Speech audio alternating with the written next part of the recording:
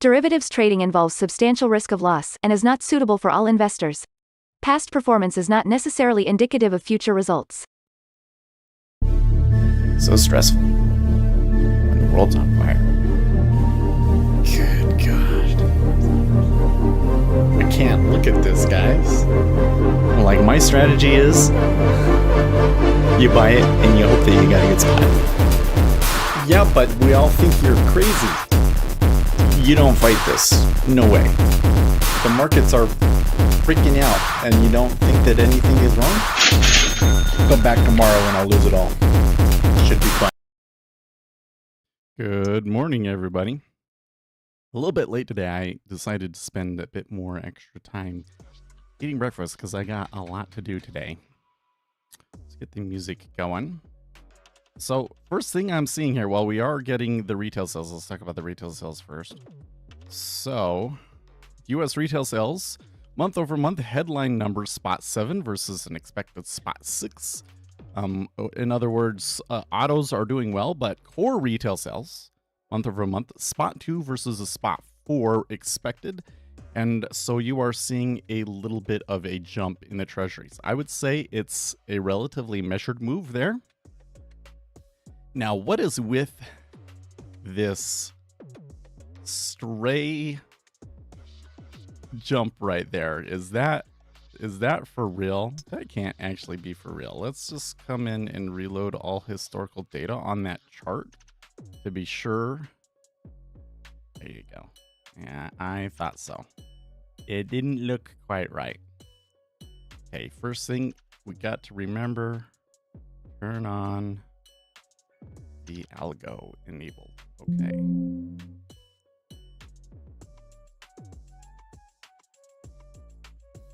The charts.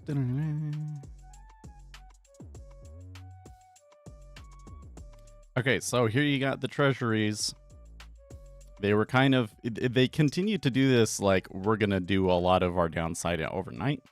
Yesterday, well, actually, yesterday, that's not what the case was. Yesterday, it was kind of a slow burn.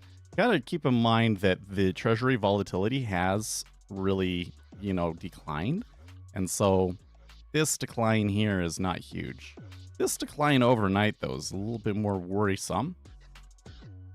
Well, we're getting a really, really huge change in the spread here. That is something else. So I think we got to keep an eye on that, we're getting steepeners again. That may result in the whole curve flipping back around. S&P 500 looking awfully messy now, but we are down overnight after a decent recovery, and especially into the open, but it was like right at the sell. Like, look at that good dish. They got hammered. Oil turning back around, citing that 71 was as high as they want to go. Getting some resistance, maybe. Gold. Well, gold doing a little something here. Silver really liked that move. Copper really liked that move. That's interesting that copper's moving there. The Japanese yen continues its slow and steady march lower. Bitcoin, another new high.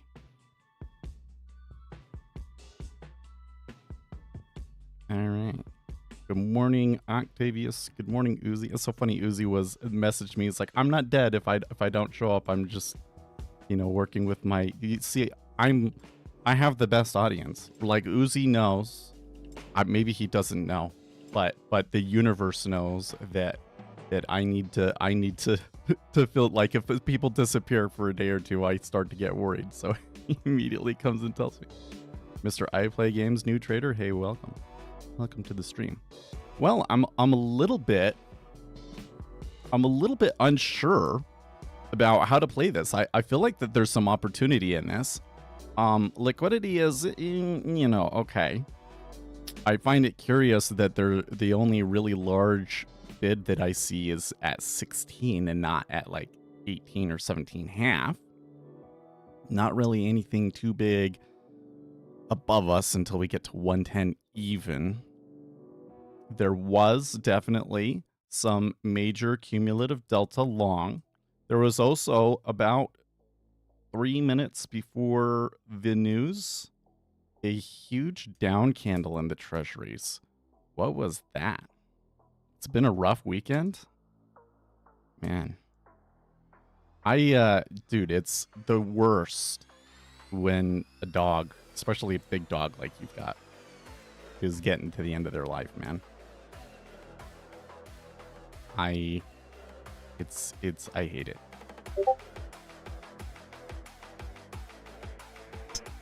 Is there, so I'm just coming back here.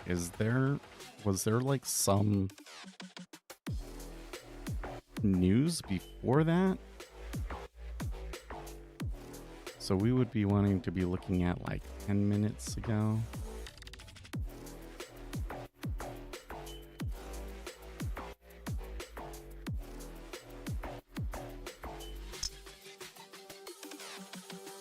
Our correspondent, intensive Egyptian Qatari efforts with all parties to reach a ceasefire agreement in Gaza.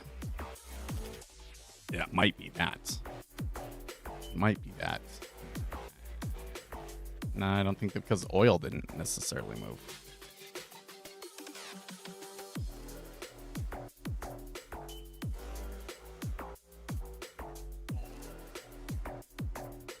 China poised to investigate more U.S. tech deals after the NVIDIA probe.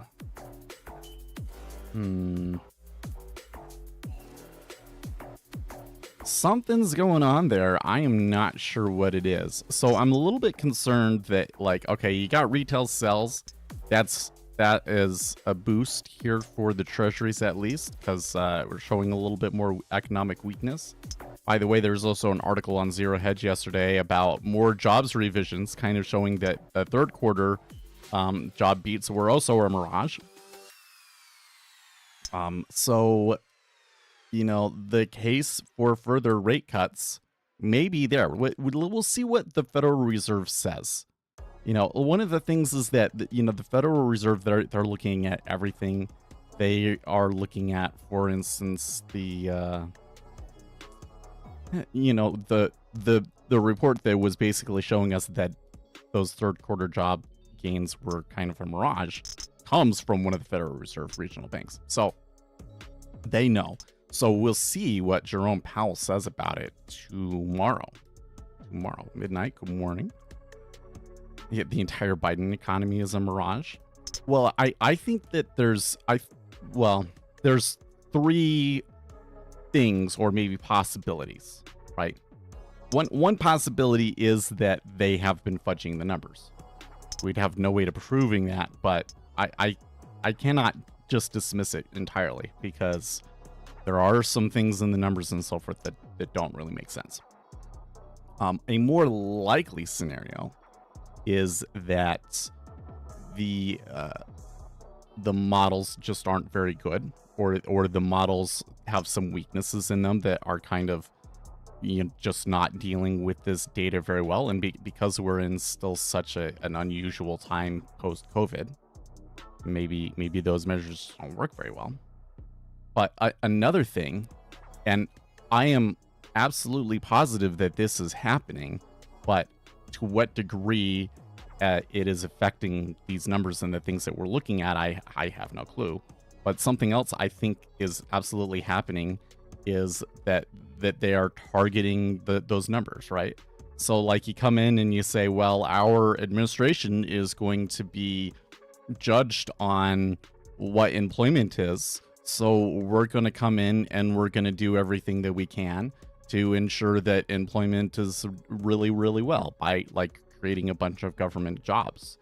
And what you're basically doing is you're increasing the amount of debt that you're taking out, and you're taking money out of the private, more productive sectors, and you're putting it into government where it doesn't really do a whole lot to grow the economy, right?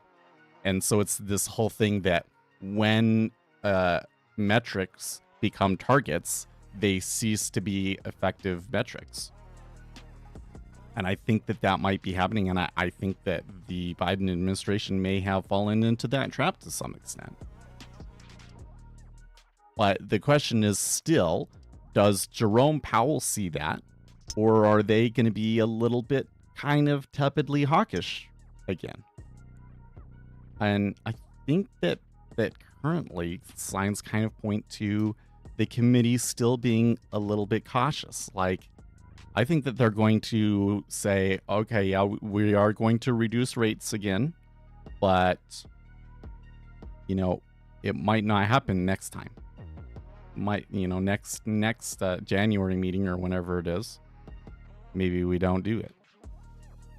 I think that's, so you might get something tomorrow where it's like they cut, but treasuries get hammered hard. And everybody will be like, what? How is that? Because they cut. Well, because they gave a little bit of forward guidance that wasn't good.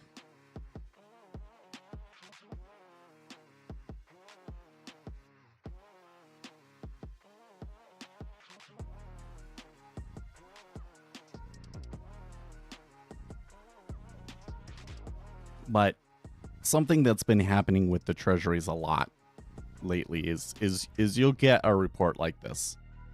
They did this with some of the CPIs. They did this with some of the numbers last week. It's like that number is good, and then selling doesn't stop. The selling just keeps coming, you know? Low rates equals cheap money. Well, I mean, it's not that simple.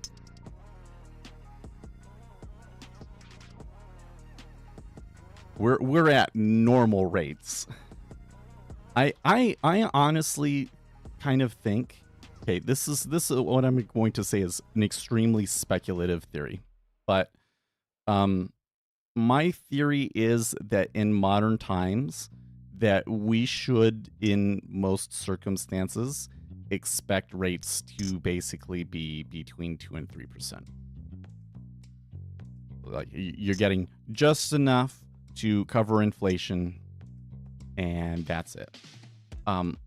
Even if we don't go back into this, oh, there's constant deflation, but deflation is the thing that makes it more complicated than that. Midnight, what instruments do you mainly trade? I don't really trade the index futures too much anymore. We have a robot running on the index futures right now. It hasn't taken a trade yet. Had it on yesterday and it didn't take a trade, and might need to check it. Maybe in a bit we can go and we can backtest it on yesterday and see if it would have taken a trade yesterday. But most of my trades I take in the 10-year treasury. Okay. You have to admit the whole down move might be a push to get Powell to resign, like, right? I don't see why that would be the case. If anybody was selling to try and get Powell to resign, I think that they are probably misguided in making a bad trade. Because here's the thing. Few things would roil the markets and create more instability in the financial system than the Federal Reserve president resigning right now. And Jerome Powell knows it. So there's absolutely no chance that he would resign. No, he's going to stay in the office. If they continue to be a little bit hawkish and refuse to pull down rates, I'm sure that they'll butt heads with the administration, but there will be nothing that the administration can do about it. He'll finish serving out his term, and then who knows who they'll put in place. We could get somebody super crazy. We could get somebody that is shockingly conventional, like a Jamie Dimon or someone like that. I still have the dream that Jamie Dimon could become Federal Reserve president, but I digress.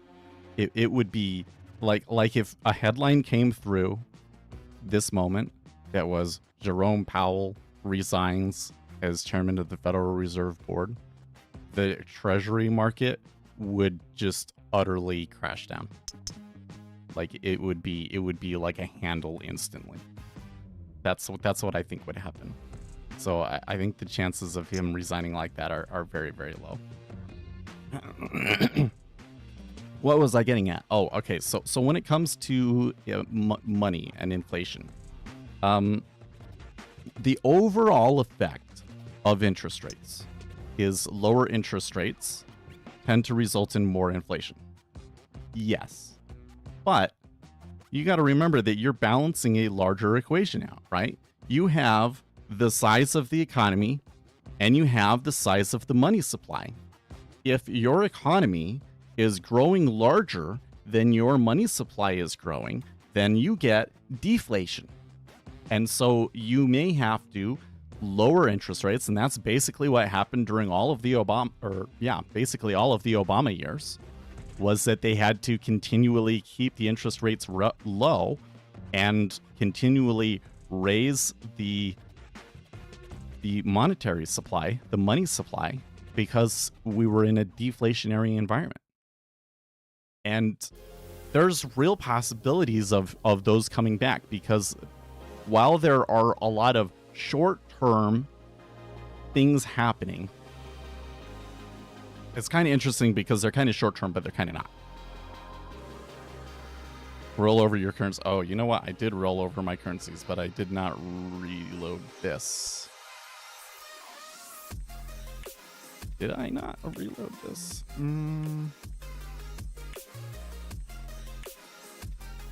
Ninja must not be picking up on it yet.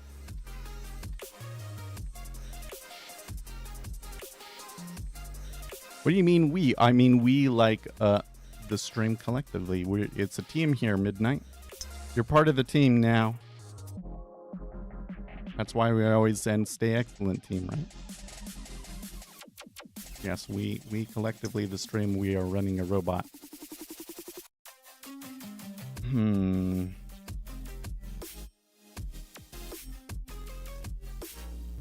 My JPY is on 03.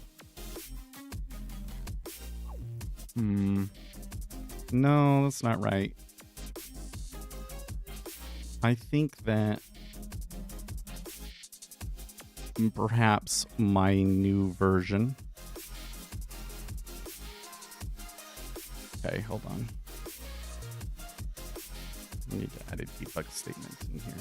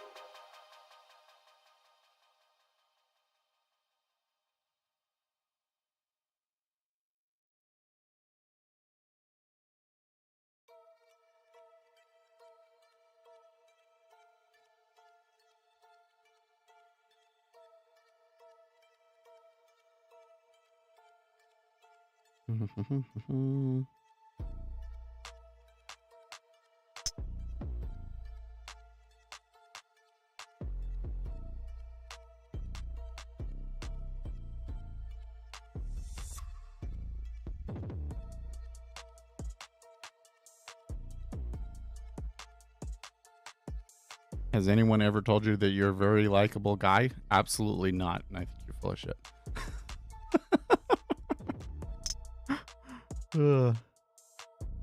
Stick around. Stick around. You'll find out. Sometimes I have it and sometimes I don't. All right. Let's try that. Yeah, it says that it is doing March. March is correct? No?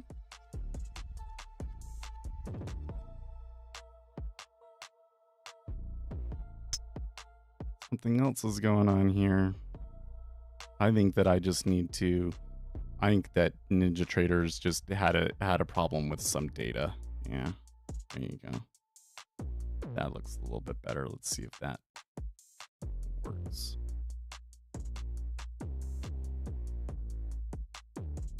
Might still be something wrong.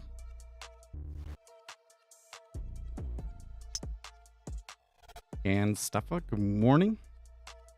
Most people tell me Midnight. Most people tell me that I look like Mr. Burns. That's what most people. That's what Octavius told me in the last video. Did you check your CAD? The Canadian dollar?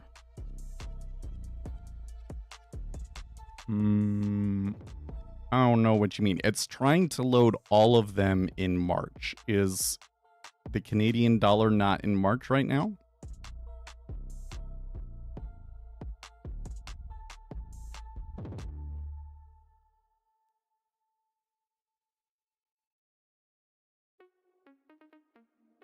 Ninja had you roll it this morning.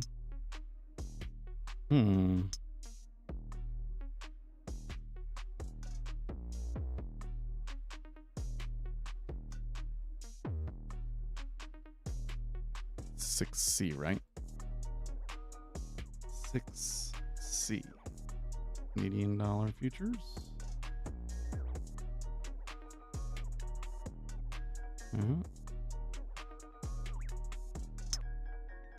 Oh, you know what's wrong. I know what's wrong. This is so dumb.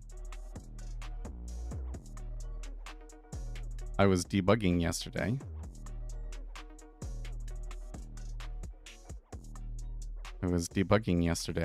And I never reconnected. And I never restarted the platform.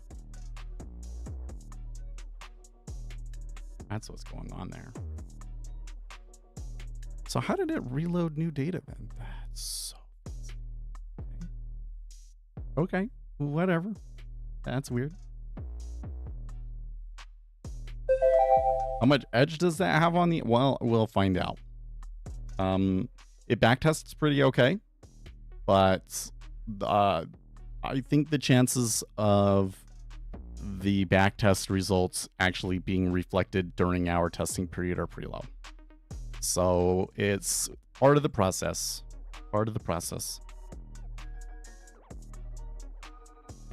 I wish it was as simple as, okay, you run it and then you run the backtest and then it looks good, so you just start live trading it. But that's not the case. They tend to do things when you put them on live data that you don't expect. Okay, that's looking a little bit better. I backtested 5 years. I thought you were here when we did that backtest. That was on Friday? What was it? Yeah, it was on Friday. How many instances? Don't know what you mean by that.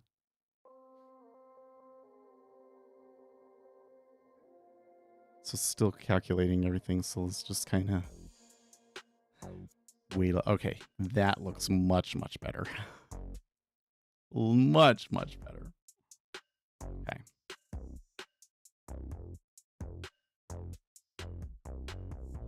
It looks like that disabled the strategy, so let's just enable it again. Okay.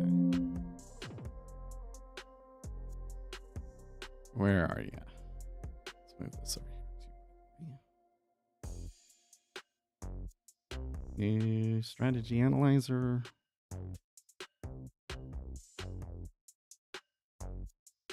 No. That was something different. It's this one right here, I think. Yeah, 5 years. Has a Sharpe ratio of 0.36, a profit factor of 1.18.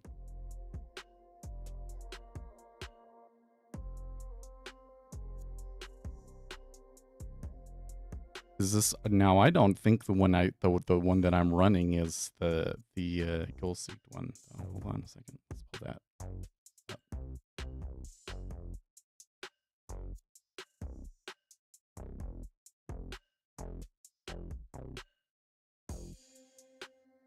Yeah, it's taking both. So the results are going to be more like. Well, let's just we'll run it like this one again.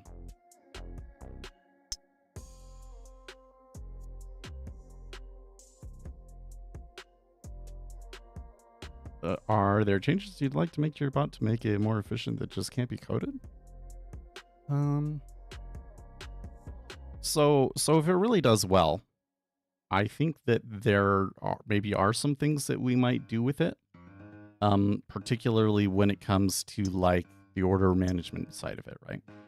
Like right now, I'm just saying enter long, and I might tell it, you know, I might tell it to be more explicit about where it tries to get in and how it manages that, and how it manages like what if I don't get filled and that sort of a thing. So there's that side of it.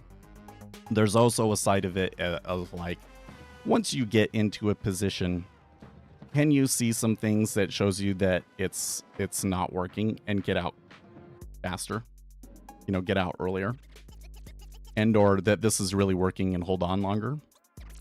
So there's parts like that, but I don't really think that that's the purpose with this one, right? The purpose with this one was just to see if we could get something to work that takes on excessive risk and that uses market cycles, essentially, is really what it's about. So I don't even necessarily expect it to be a profitable strategy. The first step here is to see how it performs relative to our back tests. So yesterday, so let's change this. Let's change this to yesterday.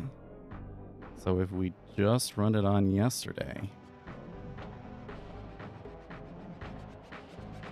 does it take trades? I think it should. No, it did not take trades. Okay. That's okay. So that, I mean, technically that's good, I guess, because it didn't take a trade yesterday, but curious that it didn't.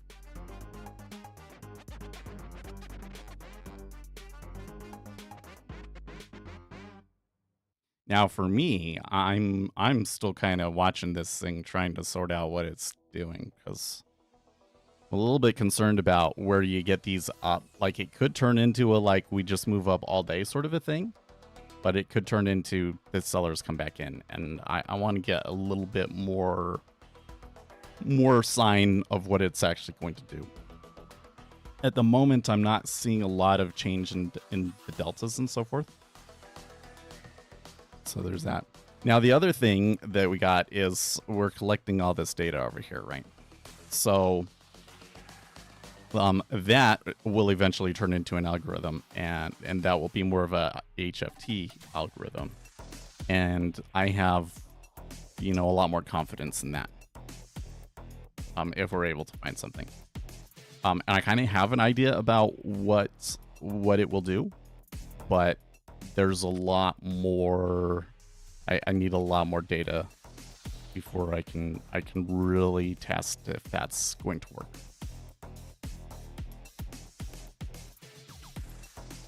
Okay, that last uptick seemed significant, even though I'm not necessarily seeing cumulative delta in ZN move.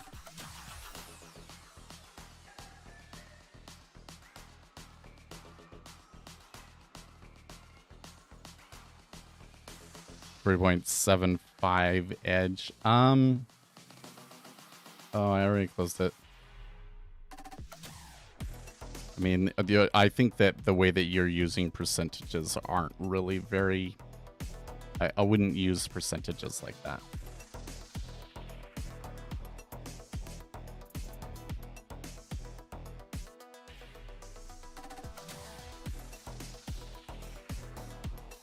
If we load it back up here again.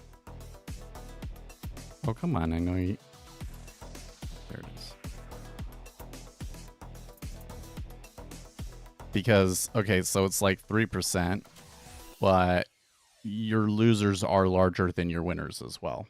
Slightly larger. Let's change it to ticks. MAE and MFE are pretty good. Oh. 30 are equal. I would be more looking at things like the Sharpe ratio and so forth, right? So a Sharpe ratio of 0.3 is not that big.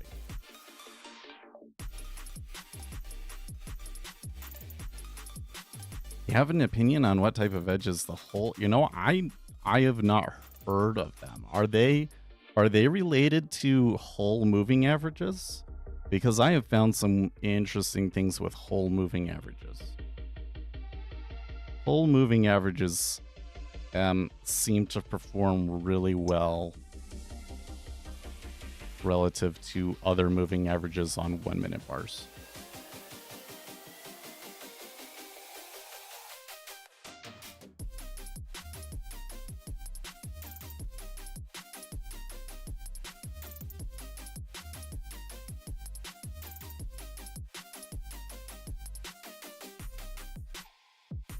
Treasury is racing to that high now.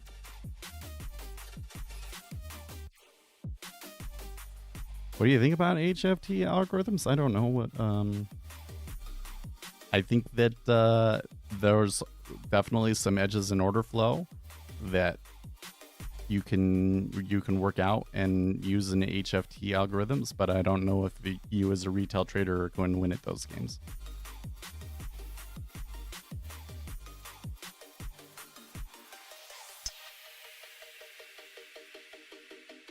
It also seems to me that the HFT side is much more interested in options right now.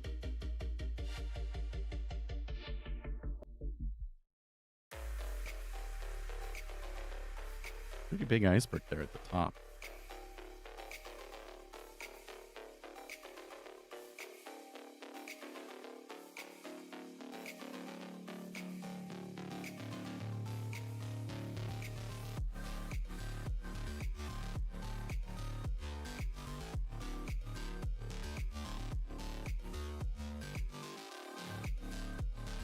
Well, I'm still a little bit worried about this. Like, I don't know. If there was a trade, probably it would have been better to have caught it back at 21.5, but there's something I don't like about this.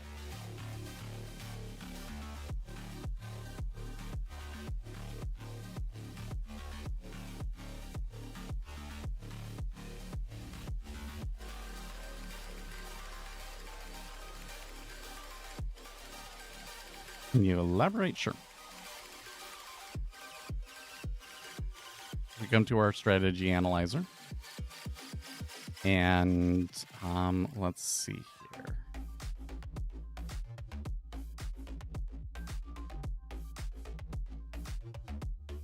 Do I have it on here? I'm pretty sure I have it on here somewhere. There we go. Ultimate. Okay. So what I can do is I can go optimization. Sure, save history true. Optimize slope. So this is, do you trade it when it's above or below the moving average? Or do you trade it when the moving average is rising or falling? So we try both. Let's just leave the base period at 10. And then there's the mid band. And the mid band, we can tell it to try all of these different moving averages. Look at how many we have. This will take me a while to check all of these.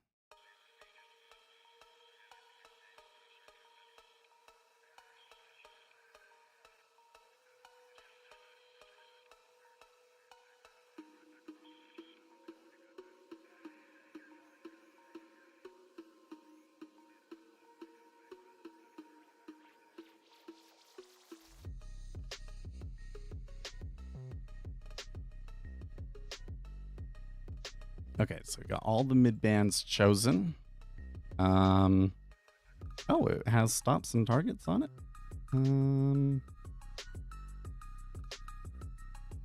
Hold on a second. Let's just pull the code up here really quick. Make sure that it's using the stops and targets the way that I think it is.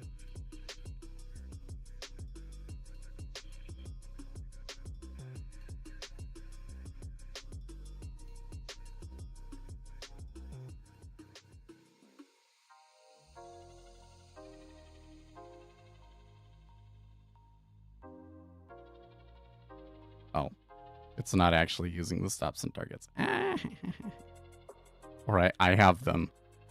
I have them commented out at the moment. So let's just not worry about those. ES 1 minute. We'll go to all the way back to 2019. Include commissions. Run.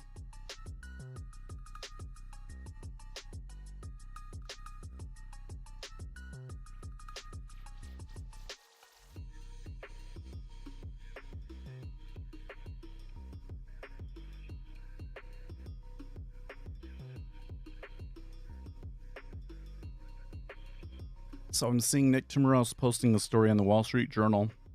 He says the 2025 outlook for the Fed will hinge on two defining debates. What's the neutral rate for the post-pandemic economy, and how do policy changes, trade, tax, immigration, regulation, change the inflation forecast and the risks around it? Yes. So we already talked about the first one, right? The second one I kind of hinted at, though, which is like, okay, we have a bunch of things going on. They're kind of short-term and they're kind of long-term. Like, we're making significant changes to the global economy because globalism is, kind of gone too far, and we're kind of reining it in a little bit, right? But there are still factors out there, including technological progress and developing economies becoming more and more developed, that are still deflationary. So where we end up after all of that is a very difficult thing to judge.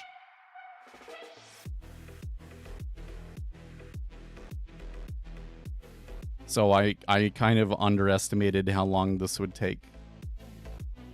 So it's like, 66, that's not too bad. 5 years of data, that's not too bad. Yes, but you're doing it on 1 minute bars, and it's going to take a lot of drills. So we just got to wait. Let's keep the treasuries open here.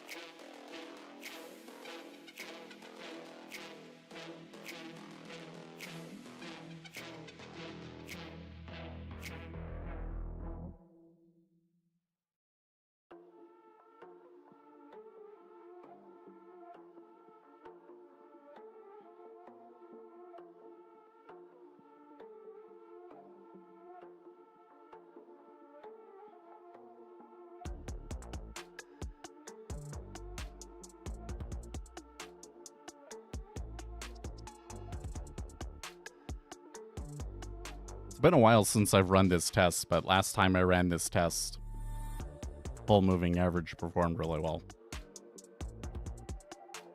Oh yeah, the results won't be great. Like only a few of them will even be profitable. Not very.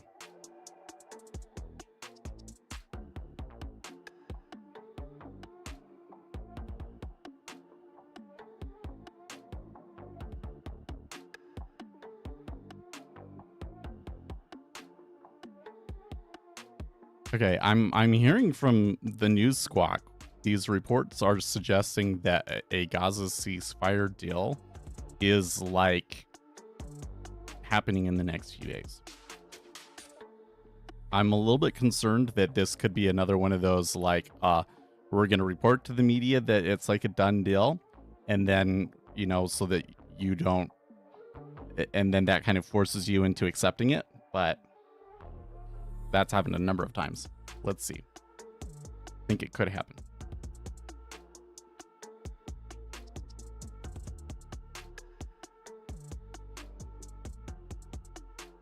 And I honestly wonder if there was maybe to an extent like Israel holding back on negotiations to affect the US election. But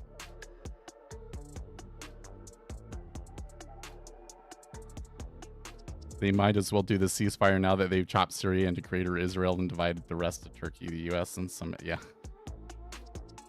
I don't think that they're going to keep that stuff necessarily.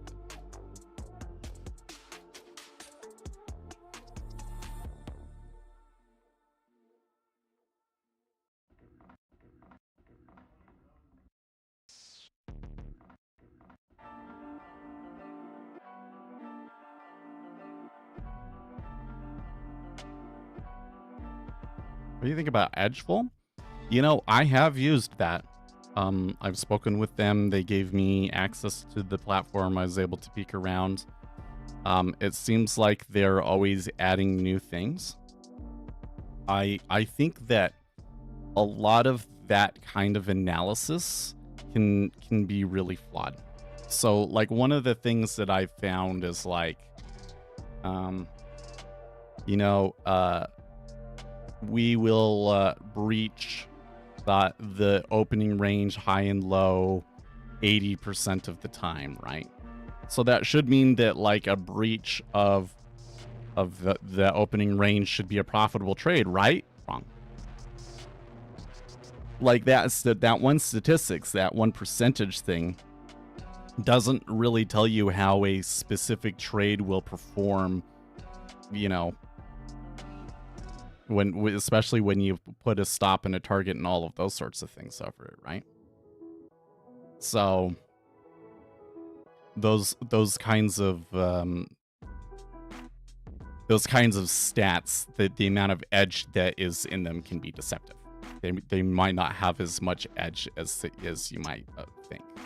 Like a lot of them are, the market has already accounted for it in the risk reward of the trade.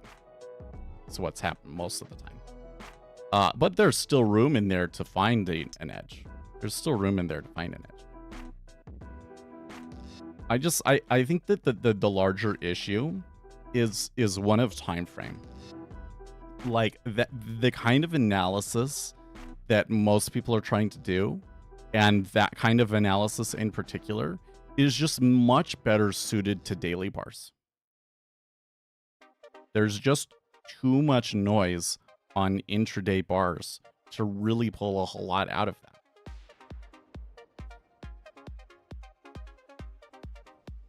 That kind of plays into, you know, with my robot, why I went for what I did. Because it's based on cycles. That's something that appears to be an intraday behavior that you might be able to work with.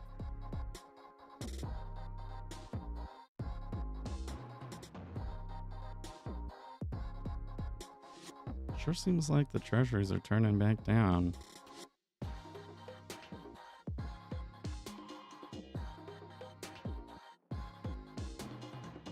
What happens in the daily time frame is the same behavior. I disagree. There are some significant differences.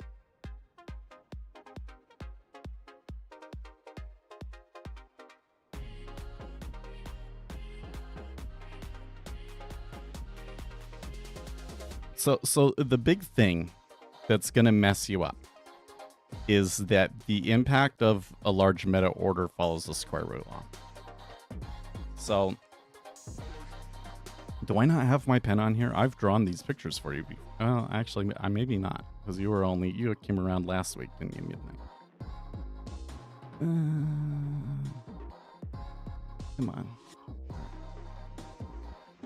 So, if you trade X amount and it makes price go like this, you would think that if I trade 2x, that it would go like this. But it doesn't. It does this. Follows the square root law. So this specific law is the impact of order size Q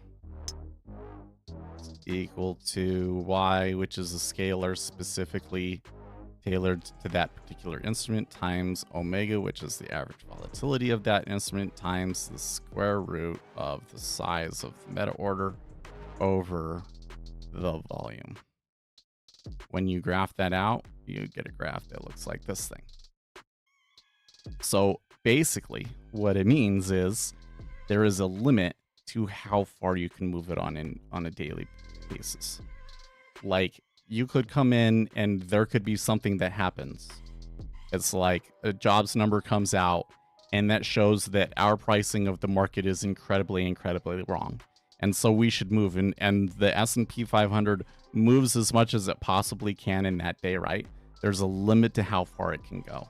And so there are some moves that take multiple days in order to price out, which is kind of interesting, right? Because of that limit, it kind of screws up a lot of strategies that work on a daily basis. Because the technical analysis strategies that we found on a daily basis do not work because they are predictive. They work because you win so much more on your winners than your losers. If you try and trade the beginning of every trend, you're going to lose the vast majority of the time. But you're going to catch every major trend. And if you fully take advantage of every major trend, you make like hundreds of times more money. And so it ends up being worth it, right? That strategy isn't going to work on an intraday basis because the maximum gain that you can get gets capped. Make sense?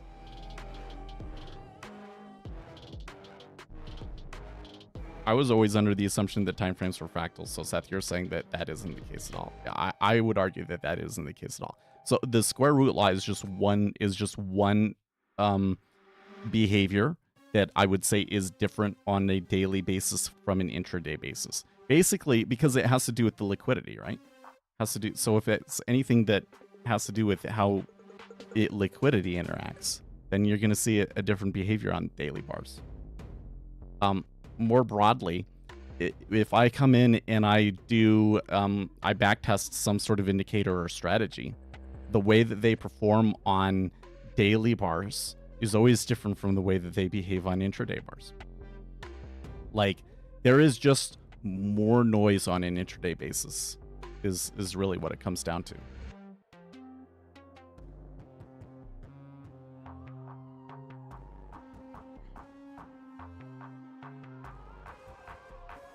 So like one of the things is that we know, like an empirical behavior of markets that we know is different from what a purely random market would be, is that volatility clusters. And if you're to measure how volatility clusters, I think you'll find that it's very different on an intraday basis than it is on a daily basis. Okay, so here's the results of the backtest.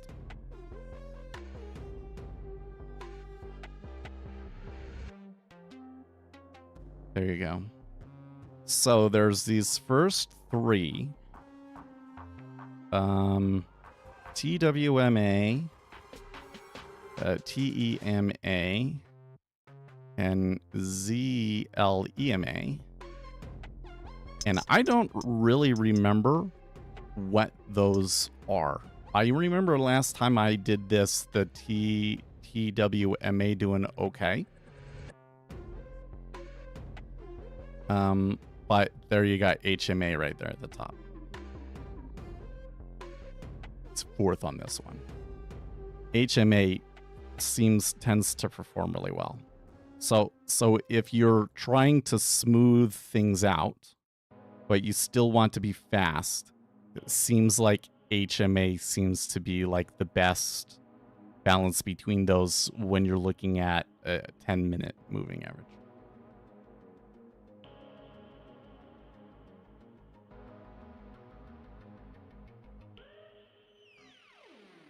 Well, I do agree with a strategy that works on the daily time frame will not work in, say, a 1 minute time frame. Yeah. I guess the whole thing is that the technical analysis world has always said, well, it's fractal, so you see the same patterns on all time frames. And really what that was about was you can trade a head and shoulders on a daily chart, and you can trade a head and shoulders on an intraday chart. And what I'm saying is, like, what I've found is that markets are very, very different on an intraday basis than they are on a daily basis. A lot of the things that retail traders are trying to do are not going to work on an intraday chart, but they might work on a daily chart.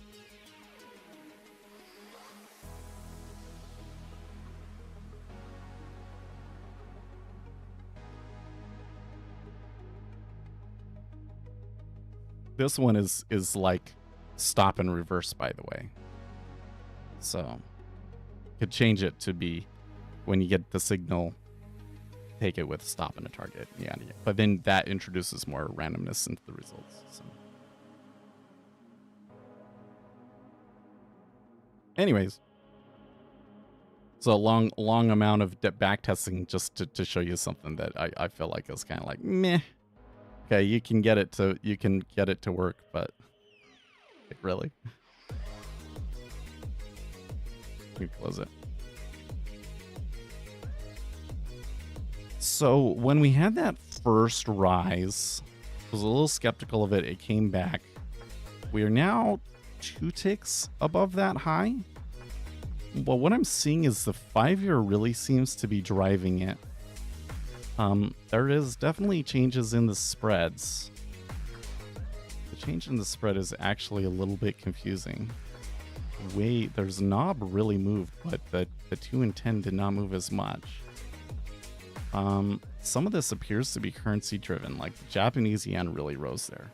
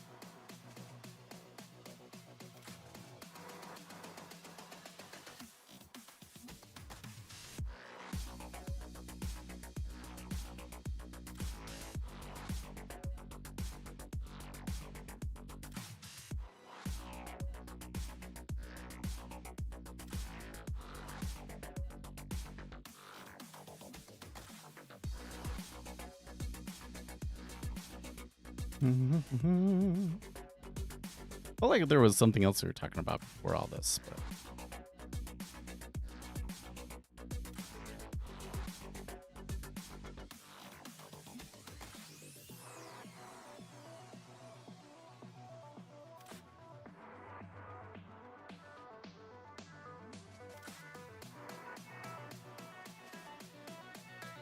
so let's see, if I could take a 2K top step combine into 20K 5 times out of 10, would that be enough to be evidence for you that I'm worth something? So, I mean, if we're trying to judge the worth of a person, then I feel like you missed the sermon that I gave the other day, right? You have to separate who you are and your worth as a person from your trading results, okay? Because if your worth as a person is related to your trading results, then you're in for a rude awakening when the time period comes when the results aren't coming, right? Okay. In what I care about is, what do we know about the market? And in order to prove something about the market, we have to be able to prove it empirically, right? So if you were to show me, like, you took 10 combines and you passed 5 times out of that 10, then, well, you said something about 2K top step it combine into 20K. That's maybe different from passing it. Okay. But let's just take a slightly more limited example. Let's just say you can pass it 5 times out of 10. I meant X. That what you just said confused me even more. What is XFA? What is XFA?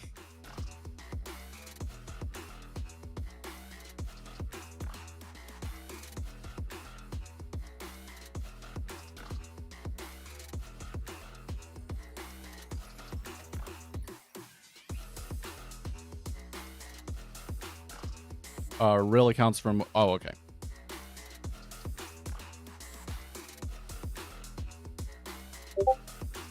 Okay, but if you were to do that several times, right? That would still be considered anecdotal evidence. So there's limitations about what we can prove with that kind of information, right? Because how do we prove how you're actually trading, right? Like you might say that this is how I'm trading and the edge comes from this indicator or something, and the edge might be from something completely different.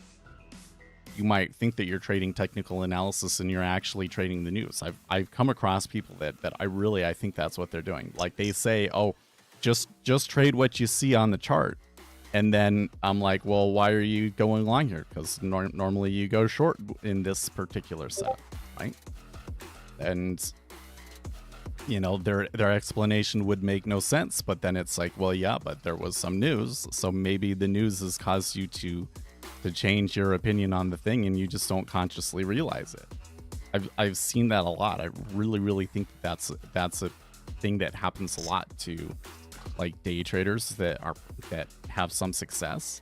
So they don't consciously realize where their edge is coming from, right? You can just get lucky. I mean, you do that 10 times. I think that would be hard to say that it was just luck, but the markets are fat tails and volatility clusters and things like that. So it could be just luck. It could be a function of the market that you're trading in and is something that will not be in the market next year, for instance, right? And so that's why we have to be able to prove it with the market data. You have to prove it with the market data. You have to be able to go in and say, these are the exact qualifications for when I take a trade, and here are all of the rules, and then somebody else can take those rules and they can run it on any data set that they want and verify the performance, and they can say, okay, yeah, it did over this time frame, the past year, it did work, but it didn't work over the last 5 years, or maybe it did work over the last 5 years. It works on this instrument, not this instrument, right? And now we can actually like do some real analysis to figure out like, okay, so there does appear to be some edge in it. Where is that edge actually originating from? What makes it work? We can only do that with empirical evidence. Okay. Every part of this involves some, well,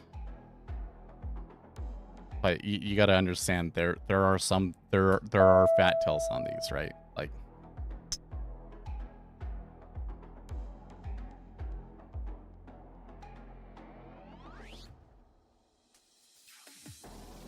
but the whole fat tail discussion is so hard because your brain is literally wired to not understand it.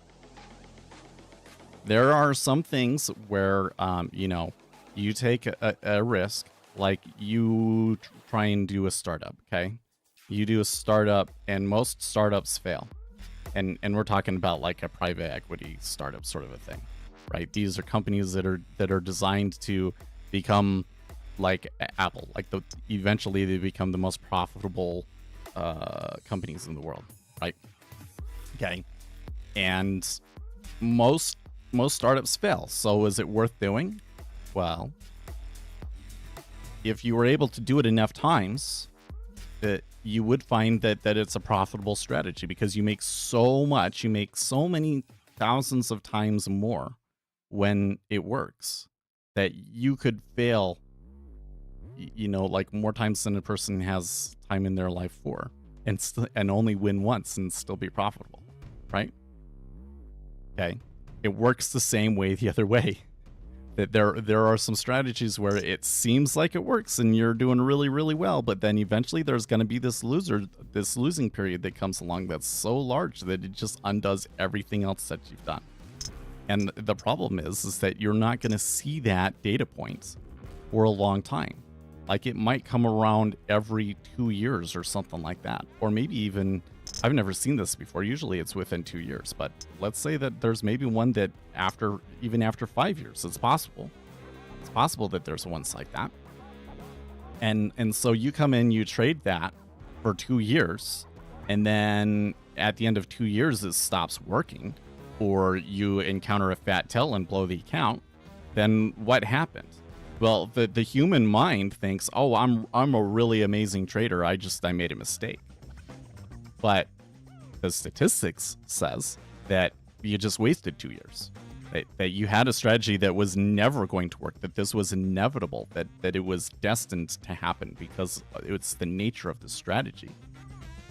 And it was just a matter of time. That's why you need the empirical evidence.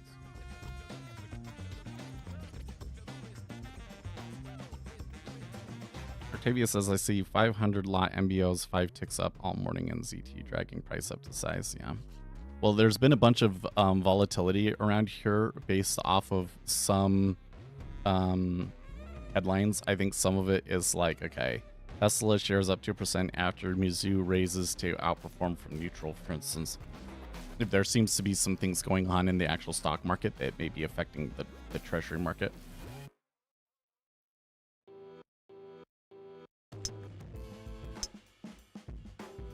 Not entirely sure. It's giving, especially the volumes have turned down. Like there's some real active selling coming in here.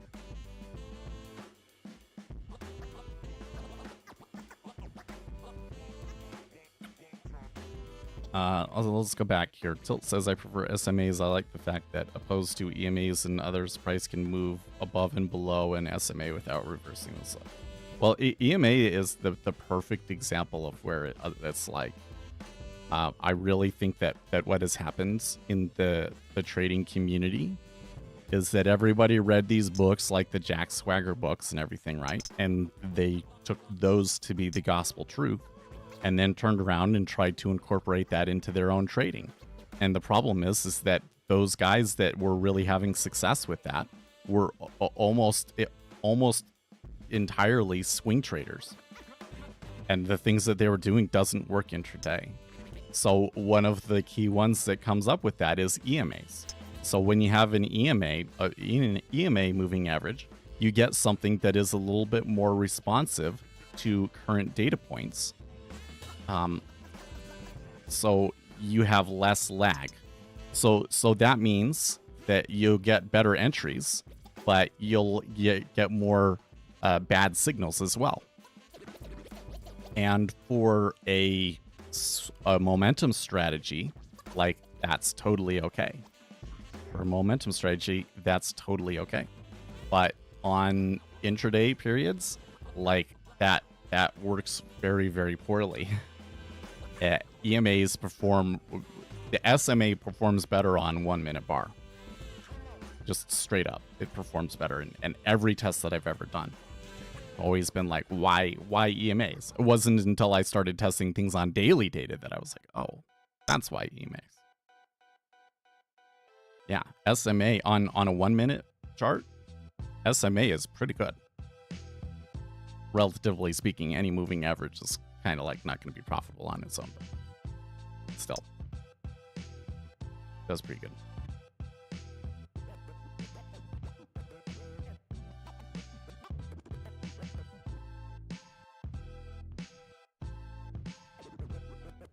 Okay, now going back to Midnight's little scenario. If I was able to take 50 people, or maybe 100 people, and teach them the strategy, and they all ran through the strategy, and 50% of them passed the combine, that would be a significant result, right? Now we have something that's kind of empirical because we've accounted for a number of different variables, right? There's still a limitation in what we can prove with that. We would really want to be able to run the strategy against data, right? But being able to say we've given a large group of traders something and we had them all do it, and yada yada yada. But I would be extremely shocked if you had something, you gave it to 100 people and they were all able to be successful with it. I would be shocked. I do think it's probably possible though. Like there should be some fat-tailed strategies that you'll be able to pass the combine with most of the time. Maybe not most of the time, but more than random. Let's say more than random.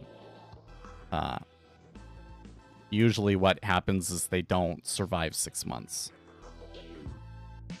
So And that's the bigger thing, is like, I don't think that I would really be that interested in anecdotal evidence. That is to say, somebody that's had success and they're going to show their results, and then maybe we try working on it from there. It wouldn't be until you have somebody that, like, they passed the combine and they kept that combine and pulled profits out of it for 5 years. Show me somebody that's had it for 5 years. I don't think it exists. I really don't.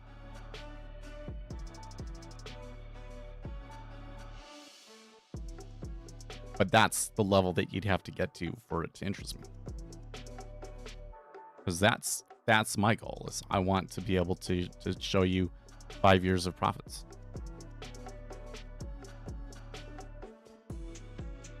I've been able to pull out a year, but I can't do 5 years.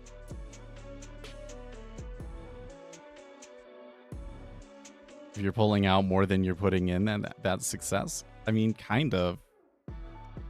It depends on what you're trying to prove, right? I think that in order to prove that like the whole prop firm model is like not a scam, that you have to be able to show that somebody can go in and pull profits out of it for 5 years.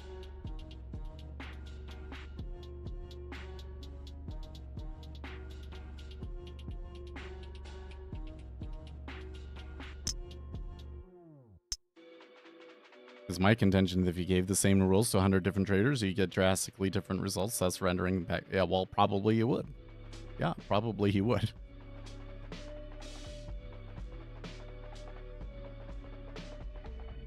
Because, like, the way that individual people interpret the results all ends up being different, and people don't realize how much wiggle room there is in things. Yeah.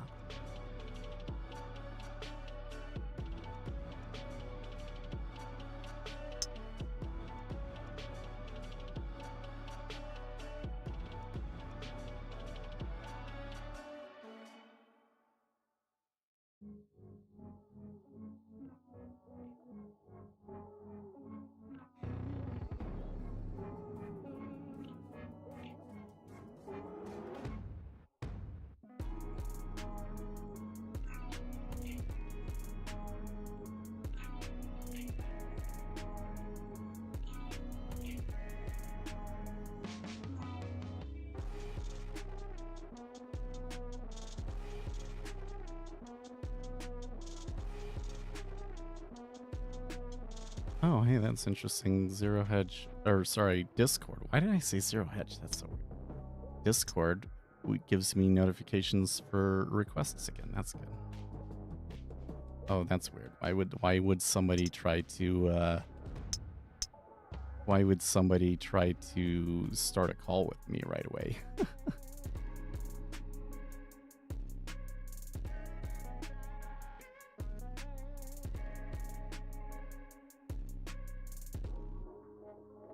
I didn't see that over there.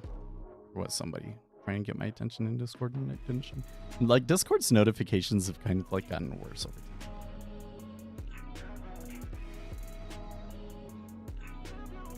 Like, but here's the thing though, is like, okay, if you give it to 100 traders and they all do it differently, how do you prove that those results are all just randomness versus most people are trading it wrong, you know?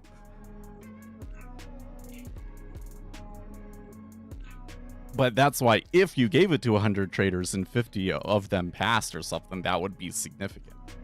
So I really think that would be hard to pull off.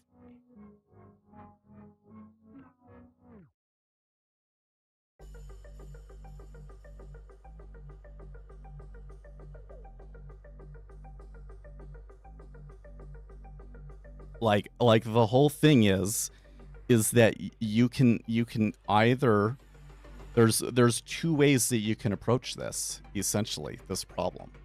One is you can make a systematic strategy that is written in code and everybody can duplicate exactly, right?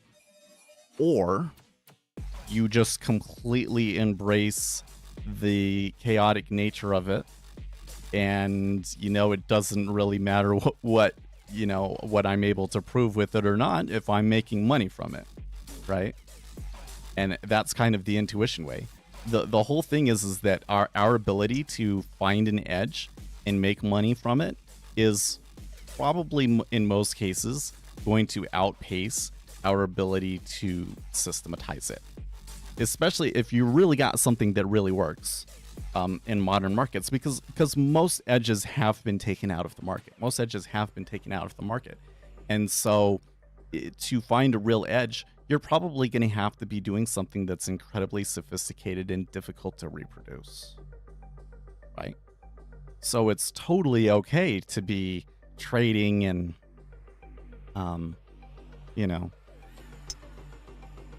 you can't teach other people to do it. You can't systemize it, but you've made money from it, right? So I'm not saying to you, don't trade a strategy unless somebody can show you a 5-year backtest, yada, yada, yada. But what I am saying is that you can't say, I've had success with something. That proves that this strategy works. See what I mean?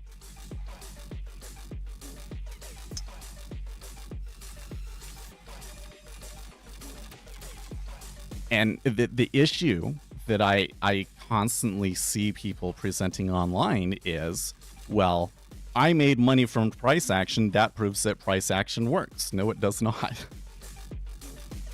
No, it does not.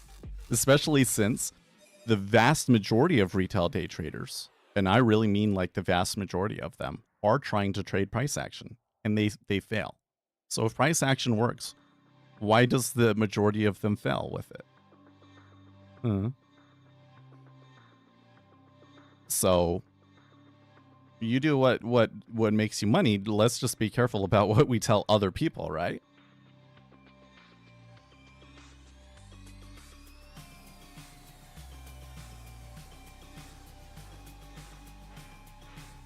There's this whole thing that's like, again, I already said this, but like you got somebody, they're making money from price action, and it's like, how do you know that it's actually the price action and that not that they're actually trading something completely different and don't realize it, or that they're just lucky?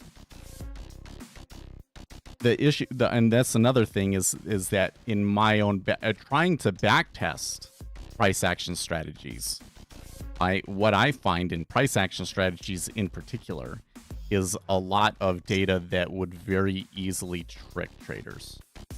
Like that they tend to perform in a way that most retail traders would think that it's working when it's not. And there are some of these strategies also that appear to be like retail chasing their own tail. That like it kind of worked for a while because it became a popular retail strategy, but eventually it became so popular that it just is a loser every time. That's definitely what happened with the inner circle trader stuff. I'm utterly convinced. I don't think that you can completely prove it with the data that we have, but it's as good as of data as you're ever going to get on a thing like that to show something, that yes, a retail mania chasing a particular strategy can affect the performance of that strategy. This is the best data that you're going to get on that.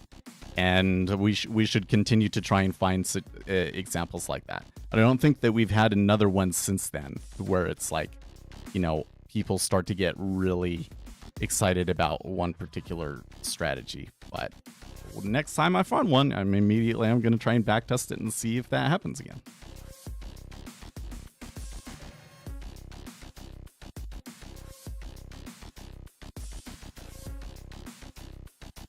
This one that I got over here, the one that's working on cycles, if it works and I put it out there, I think I would expect to see that. At first, it would make it more effective, and then it would all of a sudden just like be absolutely terrible. The market eventually hunts it out and just starts killing it.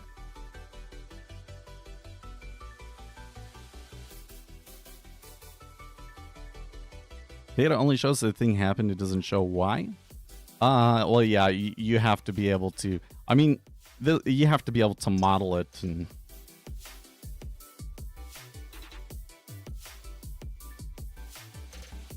What are you using to measure a cycle? Yeah.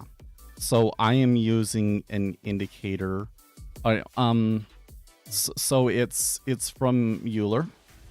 You can find it on the NinjaTrader ecosystem. It's called Fourier series analysis, I believe it is. But essentially, it is a high-pass filter. So if you were to, you have a stock and it's going like this, right? Okay. So on this image here, I've drawn 3 different levels of this, right? There's the overall trend, right? Then there's this cycle, this big cycle that's like, it goes up, and then it goes to nothing, and then it goes up, and then it goes to nothing, it goes up to nothing. And then there's this other cycle that's like this, right? When you combine all 3 of those things together, you get this, right? So how do you do that? Well, you use filters. All of these things, moving averages, SMA, etc., these are filters, okay? Most of the filters that we are familiar with, like a simple moving average, are low-pass filters. The higher of a period you give the SMA, the more of a low-pass filter it shows you, until it's showing you just the trend, right? But if we're talking cycles, we want the opposite. We want a high-pass filter. We want something that just gives me this, right? So that's what it is. It's doing that. It's measuring the larger trend so that we only get in line with the larger trend. And it's also measuring the consistency of the trend, so it only trades when there's a reasonable amount of trend in the market, which I think is why it hasn't been taking trades recently. And that's the strategy, basically. Let me pull it up here. Maybe someday I'll regret showing you guys this, because it'll like come out and it'll be like just absolutely amazing. But I don't necessarily expect this to be a profitable venture. So it says you've got this Fourier series. There's these extreme values, and I say when it's crossing above this right here, and then the larger trend right here, oh, sorry, wrong one, is rising trend. Okay, so that means that my simple moving average is moving up, and my R2, which is a measure of autocorrelation of that data series, is greater than 0.5 is what I have it set to for this, which basically means there's some evidence of trend in the market. And then it sets a stop and target based on the daily average true range. And that's the strategy. Tried to keep it simple. We'll see how it goes.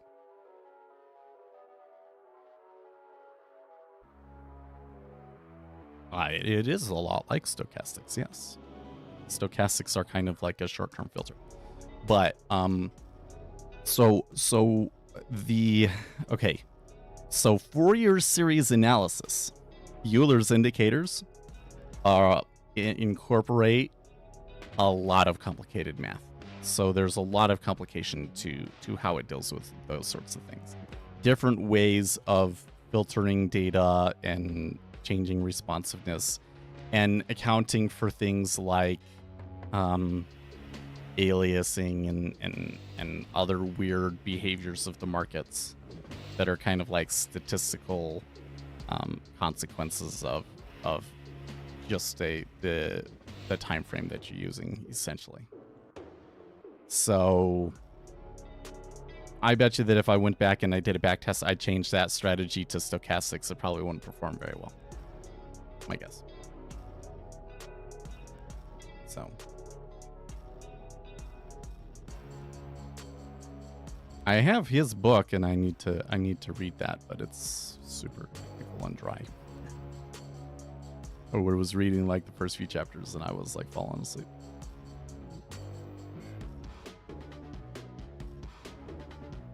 Daniel says most hedge funds don't have 5-year records. That's why people do long-term investing. 90% of hedge funds can't beat the S&P 500. So I think that's kind of, I think that what you're saying is correct, but besides the point. Okay, so first of all, if you are a commodities trading pool, you are required to show your 5-year history or the history of the pool. So 5 years is the industry standard. If you haven't been around for 5 years, investors typically expect you to be able to show like the 5-year theoretical backtest of things. But number two, the problem that I have with that comment, and I see it all the time, and it really, really drives me crazy, man. Oh man, it drives me crazy. The purpose of most hedge funds is not to beat the S&P 500. Okay? Let me say that again. The purpose of most hedge funds is not to beat the S&P 500. The purpose of most hedge funds is to provide diversified returns. Right? Like, because they all understand the thing that you're saying, right? If I just go and I buy an index fund, that gives me a pretty great return. And why should I put all of this effort into beating that when it's really, really hard to beat that? Okay, well, if you have a ton of money, the drawdown on the S&P 500 is a lot. That can hurt. 20%, that's big. Okay, a lot. 20%, that's a lot of businesses go out of business because of that 20% drawdown that you tend to fit 20 to 50% actually in the S&P 500, right? So you want to have diversified income streams. You want to be able to have other things so that when the S&P 500 is down, you don't lose 50% of your money. So the simplest way of doing that is a risk parity, right? You invest 60% in stocks and 40% in bonds, and so when the stocks go down, the bonds should perform, and vice versa. Okay, that one hasn't worked very well lately, but the risk parity fund, that's one way of doing it, right?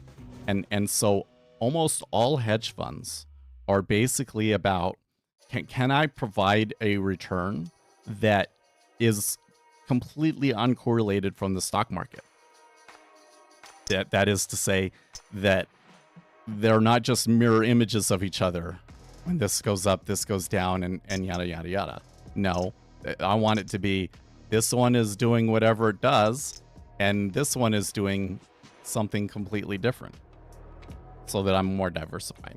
That is the purpose of most hedge funds. Okay? Now, every once in a while, there is a hedge fund that will come across something that really has a really consistent edge, right? So, for instance, Renaissance Capital, because their like 30-year return is like almost 50% or something like that, right? Like the amount that Renaissance Capital made is absolutely insane over a 30-year period. Okay, Citadel, they're mostly doing a market making, but they consistently make more than the S&P 500, and that again is completely uncorrelated return as well. They make like 10 to 15% every year, no matter what the S&P 500 is doing. And in the years when the S&P 500 is down, those are the years where they outperform a little bit, right? So, but the purpose of a hedge fund is not necessarily to outperform the index.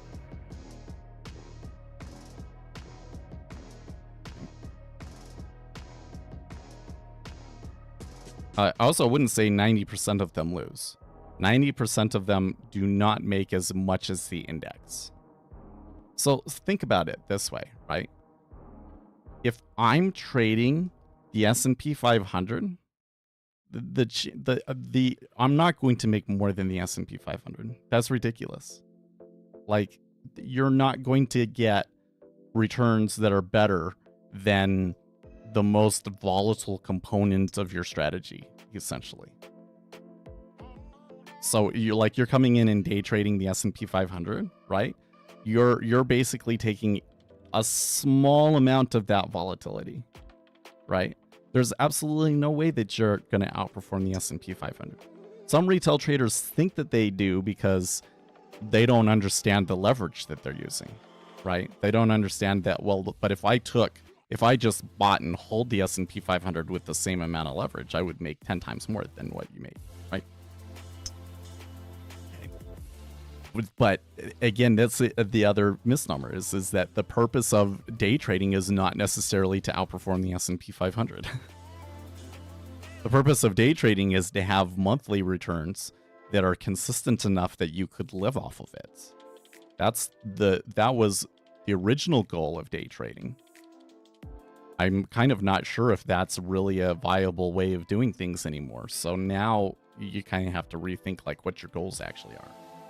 But if your goal is to beat the S&P 500, then don't bother, because you're not going to do that.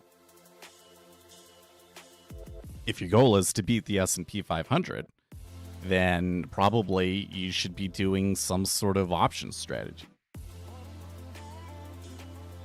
Or, frankly, if your goal is, I think, like, this is the thing that drives me crazy the most. And maybe I need to change some things because of this. Like, I often think about this, that it's like, maybe I need to go in a different direction here, guys. If Block by. your goal, that was a good uptick, by the way.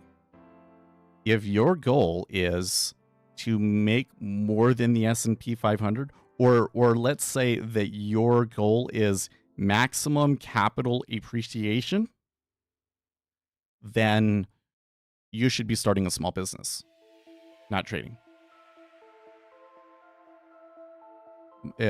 Small businesses that are successful are pulling like 30% a year off of their initial investment. Okay. Like, that's the real way to go. I don't know what kind of yeah, that was a 3K print. Like, that was a really strong uptick, wasn't it? It's kind of interesting, with the way that this has gone. I've kind of sat on it. Maybe I should be trading, and I just haven't really been interested in trading it. I've been more interested in talking. But, I actually had this one right, which was to say, when it came up to here, where's my pen? When it came up to here, I was like, I don't think this is a good time to get in. And then it went dead. I had, could I have known that there was going to be another leg? I suppose I could have. But by that point, I wasn't very interested anymore. But that looks like a good leg, so we'll see how far it gets. Probably this was what you really wanted to catch, right? Like, we missed the real trade. We missed it. That's okay. It's okay. But it kind of suggests to me that the data point that we got today is significant. Like, how are we going to be looking on the 30-minute chart here? Well, okay. It's just a retracement of the overnight move. We haven't touched the overnight high at 29.5 yet, but we're awfully close. We're awfully close. Anyways, I would like to have more of a small business, but I kind of feel like that we do have a small business, and it is kind of ramping up. Like, we got an editor. We made enough this month to pay the editor again, so that's good. I think that I need to start treating it more like business. That means that, like, investing back into the marketing of it and all of those sorts of things. Do the selling the indicators. Even if, I think that part of the drive for it was like, well, Seth, like, you can make a living from that. And, like you have the time to put into it, so you might as well, right? But then basically what happened was I was able to put way more time into developing the indicators than I ever thought that I would have. And now it's like, oh, actually we need to do the other part. We need to do the other part, like marketing it and stuff.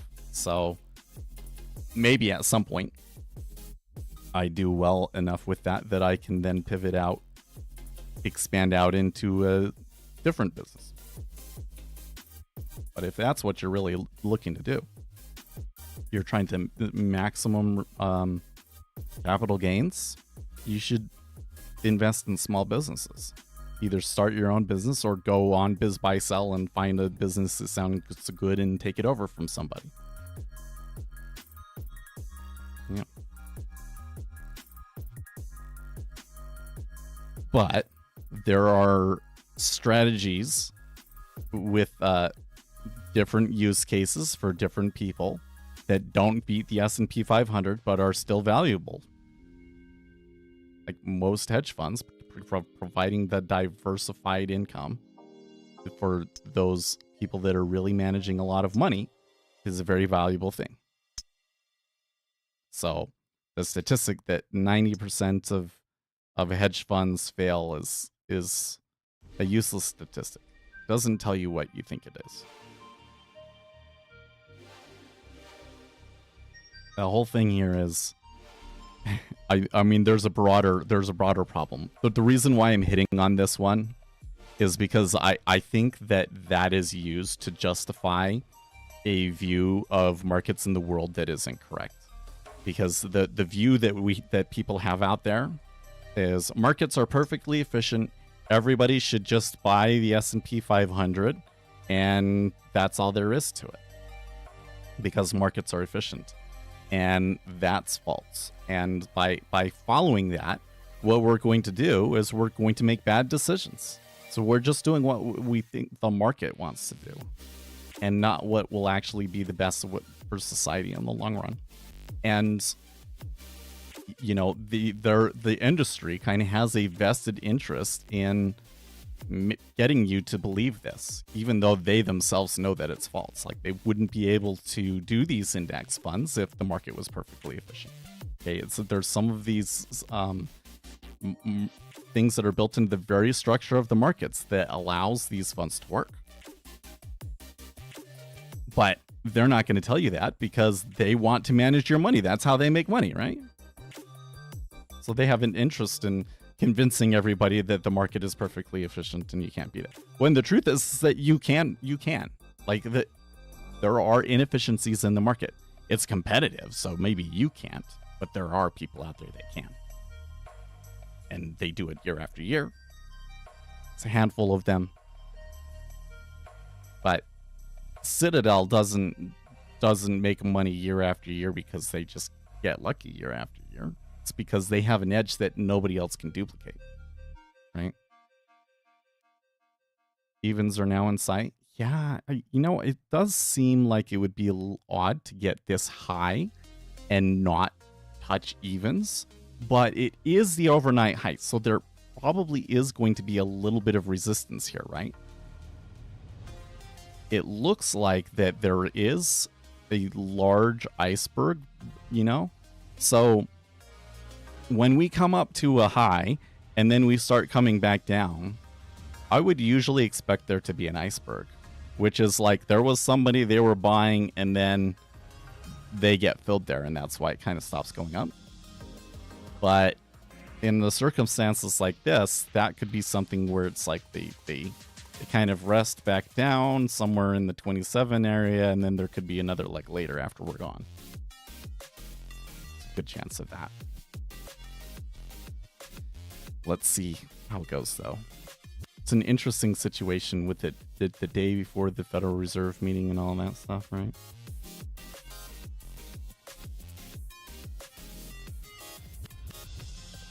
Oh, you know what? AO said name me 6 funds that can do that.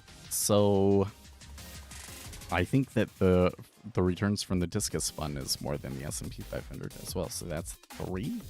We mentioned Renaissance Technology.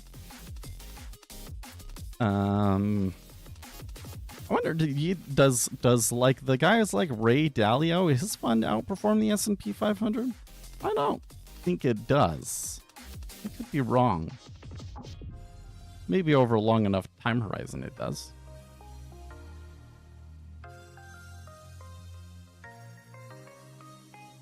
Some of the best ones kind of got taken. So like the probability company, is that their name? I think that they performed better than the market. We could definitely find 6, but I've never looked at the stats to find 6.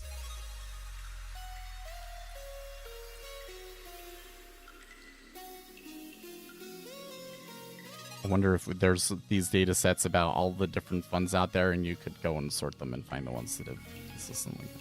That was one of the things I interviewed for a job at a bank, but then it happened like just before everybody like put hiring halts on everything, so they didn't hire anybody for the role. But it was basically doing that sort of a thing, like going through all of the different funds and like finding ways to predict which funds would do well that year and whatnot. I think that would have been so much fun. Didn't happen.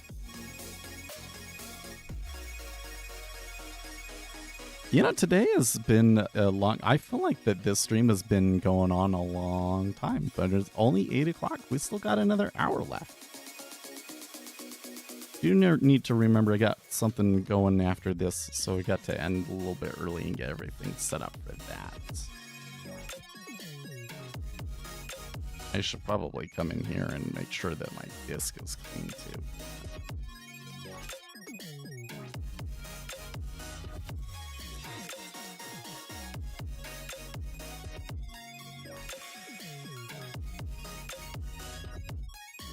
There were some days in the recent history that would be worth saving, but...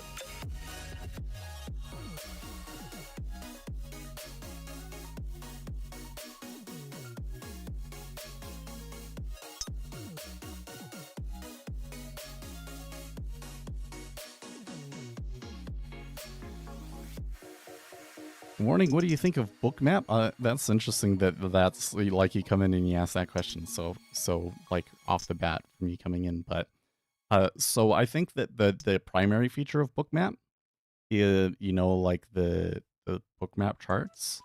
I don't really feel like add a whole lot.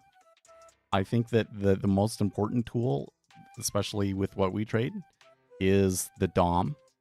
Bookmap has an acceptable DOM, so if you like Bookmap, you can absolutely use it. I prefer Jigsaw. I think that Jigsaw has a better DOM. I'm a Jigsaw affiliate.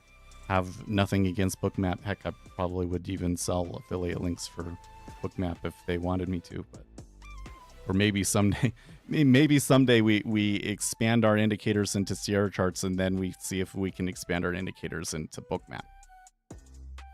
Because especially my inventory cost basis, there's some things in Bookmap that would enhance the inventory cost basis, right? What about creating? No, but that's what this is, right? Basically the same thing. There's a so Bookmap's sorry. Jigsaw calls it a Vista chart. Okay. The Bookmap chart is better than the Vista chart. But I don't think that either really adds a whole lot to your trading.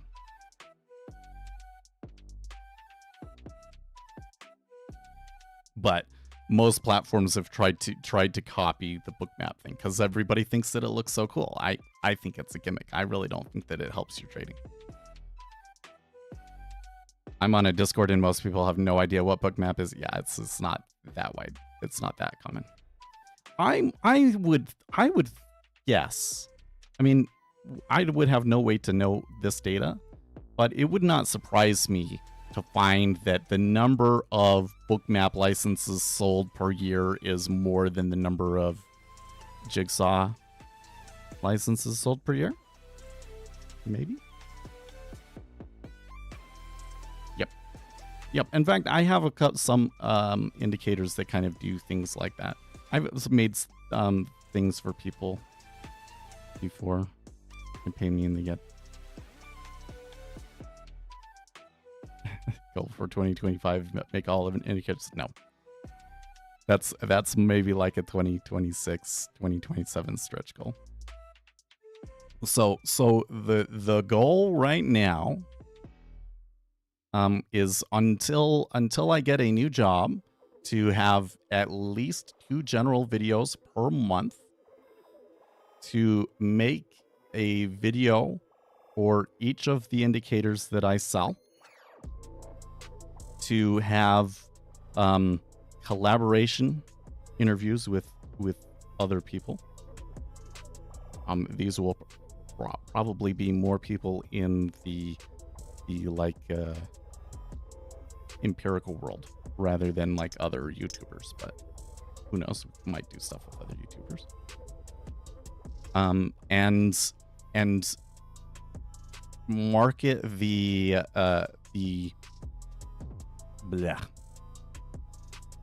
market the indicator suite better. So the goal here is, and I don't think that I'd be able to do it in a year, but who knows? We'll see how well it goes. The goal is to try and get an income coming out of the indicators that I could live off of, with the intention of being able to go and make my own platform. Then if I'm able to make my own platform, then I don't know, making the indicators for other people kind of becomes a moot point then at that point, right?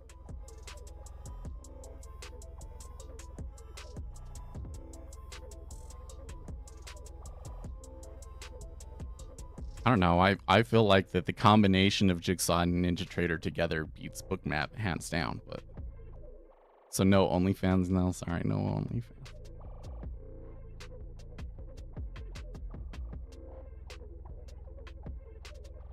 You know what? I don't want to go to. There's all sorts of things going on in that world lately that I've seen on Reddit and so forth that I'm like, what the heck is going on with people? But I don't know if I actually want to venture into that conversation right now.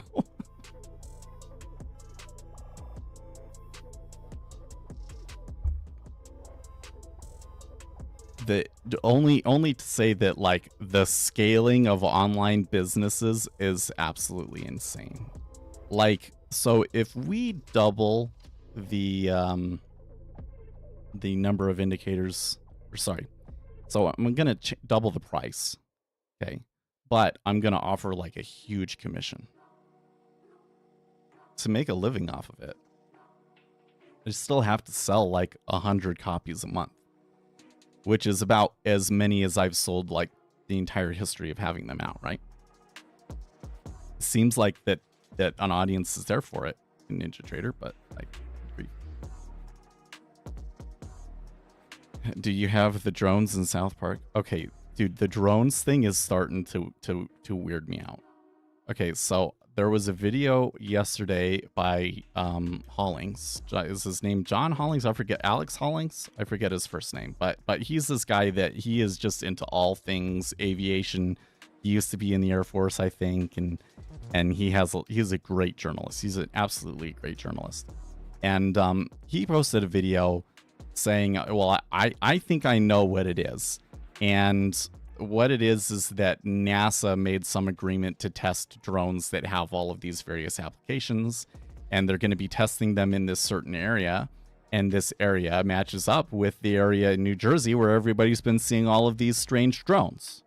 So he's saying, oh, it's just this NASA program.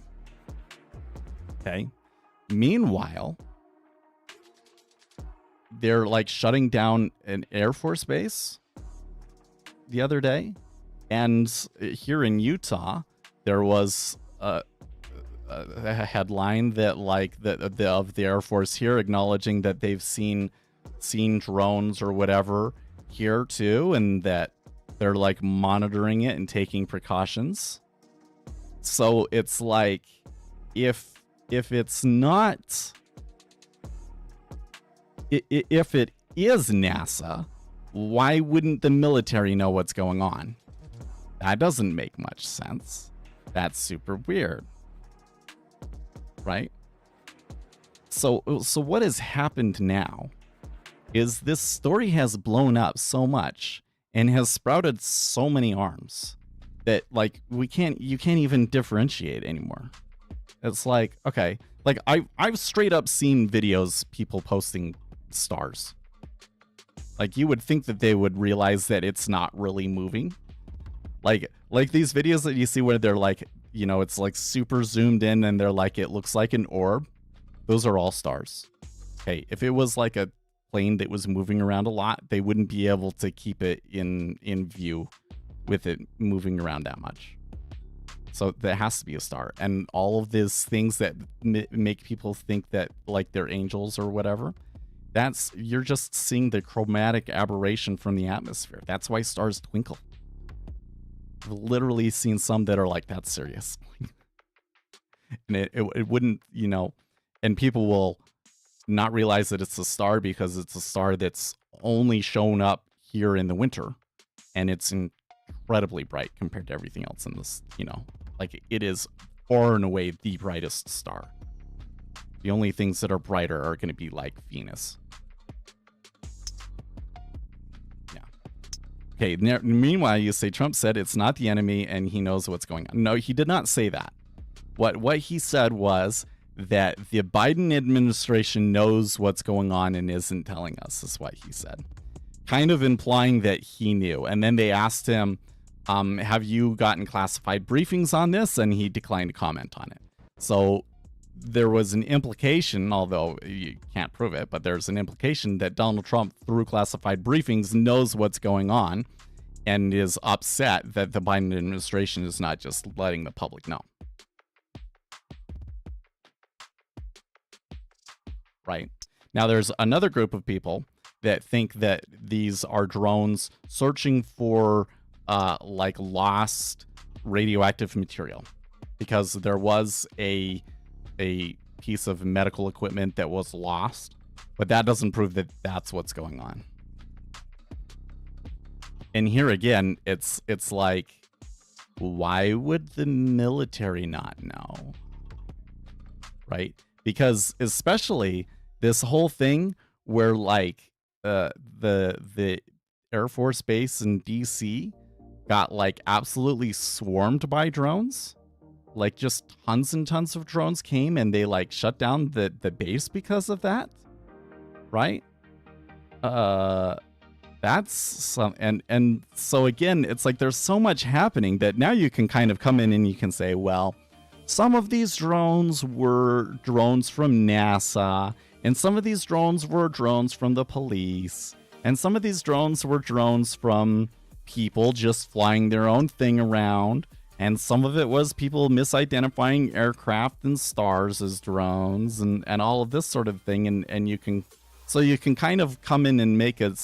So they put out a statement yesterday. It was like a joint statement, basically them saying like, actually nothing's going on, don't worry about it. Meanwhile, it was like, okay, but there was a case where like the Air Force Base got absolutely overwhelmed with drones. What was that about? Right? Or this one where there was like a really strange circle sort of looking thing. It looks like unlike anything we've ever seen that they took a picture of on a runway. What's that story about? Right? Like there's, so it kind of seems to me like the answer is going to be, oh, it was just a mass hysteria. And they play it off like that there was nothing going on. That's what I think is going to happen. Unless maybe Donald Trump, you know, when he becomes president, comes out and says something like, oh, actually, they were testing this or something of that nature, right? I don't know. The whole thing is a little irritating. Little irritating to me.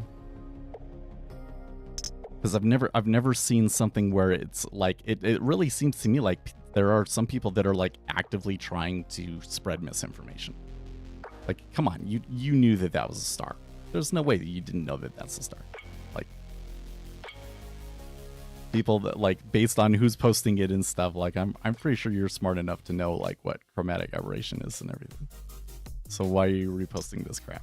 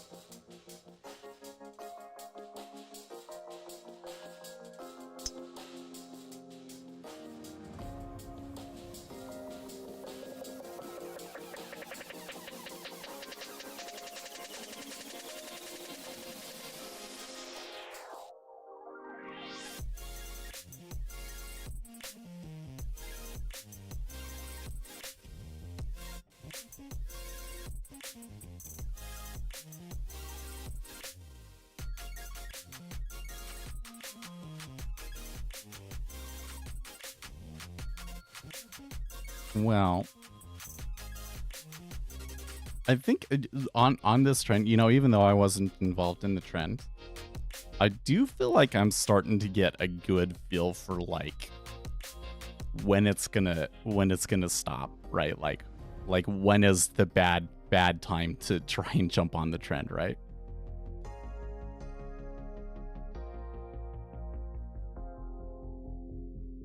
That's something I've had a lot of trouble with in the past.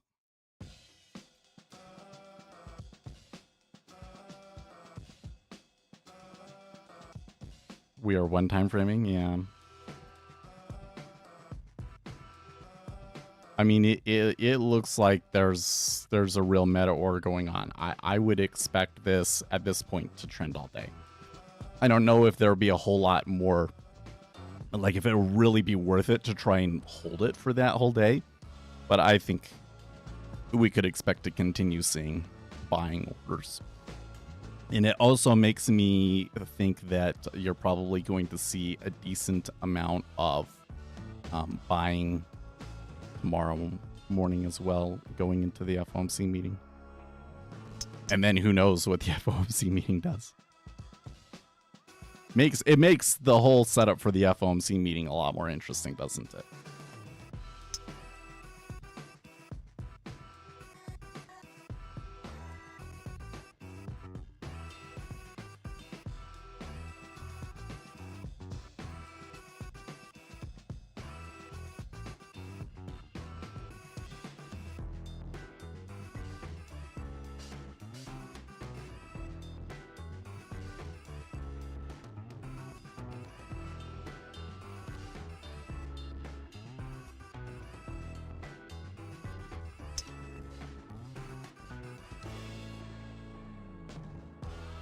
We would say the cumulative delta is misleading today.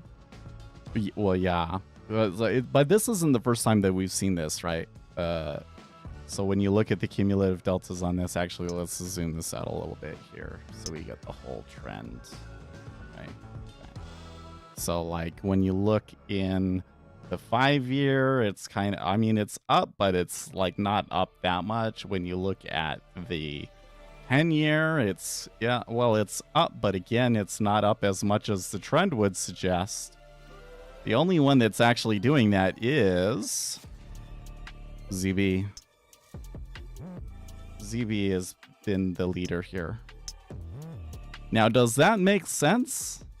I don't know if it does, because like what the spread did here, I don't know. You know what? Earlier we were looking at another chart. I'm wondering if that was like what I was seeing on that was like an aberration caused by when we weren't connected to the data. Ah, okay, yeah. Because earlier we were seeing the spread had jumped up considerably, but it hasn't. It's gone down a little bit. So what's happening is a bull flattener. Essentially, bull flattener. So they're selling the 5 and they're buying the 30. Hence this and this. And so they decided to buy the 30 all the way up.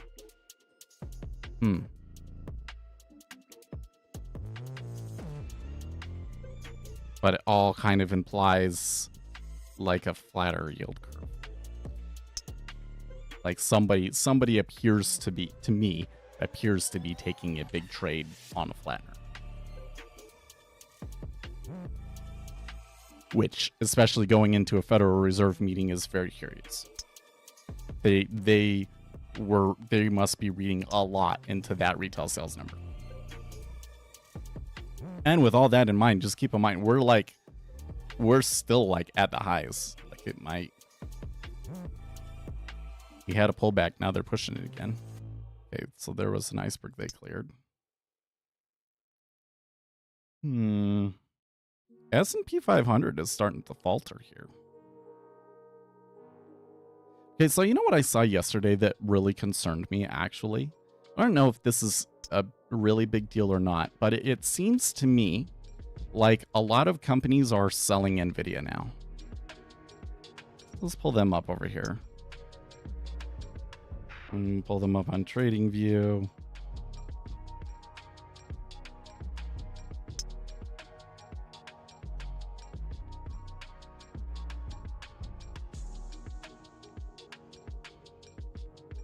Yeah, let's do it on a daily chart.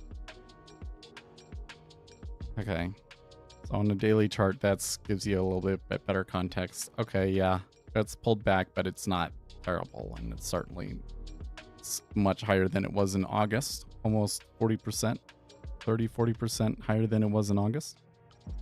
But basically what's happening is like everybody's already long NVIDIA, and there are other technology plays now that are like catching up. And so they have to sell NVIDIA so that they can buy these other things. And like everybody's in NVIDIA. Like that is like one of the biggest driving components here. So if they start taking distributions from NVIDIA, does that cause the overall index to struggle? And if the index starts struggling long enough, do you start to run into these sorts of issues where, you know, the valuation of the stock market is really, really stretched and people start selling and it turns into its own self-reinforcing cycle? Microsoft said they have plenty of inventory and don't need any more. Yeah, probably. If you haven't been following in the AI industry, the reports from inside the AI startups is that the models stop scaling. Like they said, oh, okay, we had ChatGPT and now we have ChatGPT 4.0 and this incorporates this many more nodes than the previous one, and it just keeps going and going and going. But it turns out that like 4.0 was basically like it, where like you add more than that and it doesn't help it as much. And so that kind of limits like the amount of computing power that they're going to need. And so that's a net negative for NVIDIA. That means that maybe NVIDIA doesn't need to make as much graphics processing as people anticipated. Right?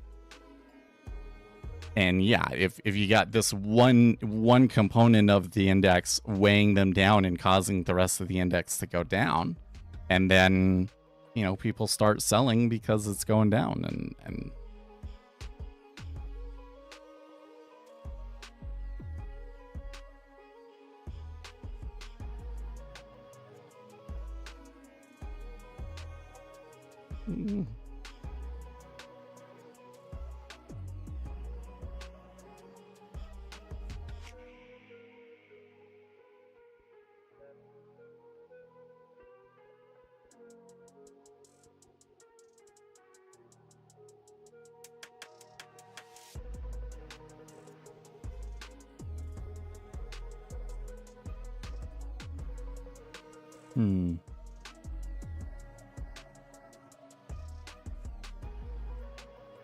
It's, I keep seeing like these little hints that like we could be in for another difficult section of the market, but then everything continues to be like, nah, it's all fine.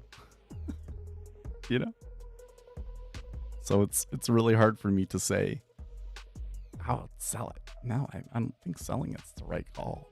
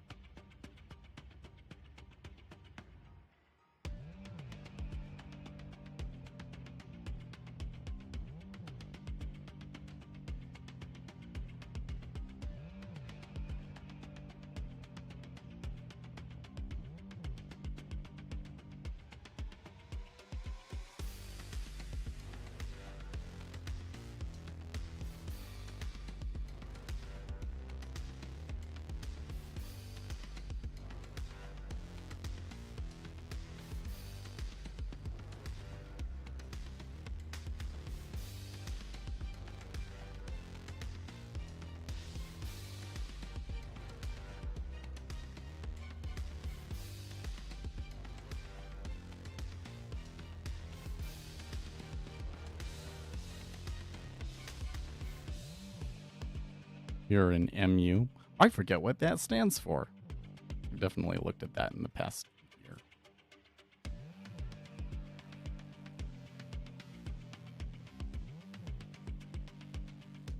Oh, micron, of course, yes.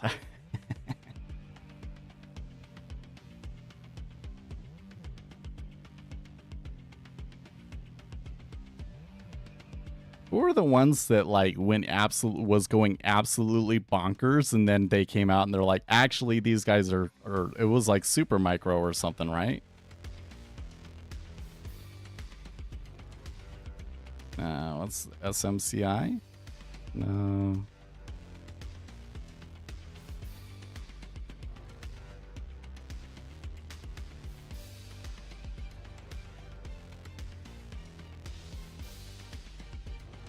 Oh, maybe it is SMCI.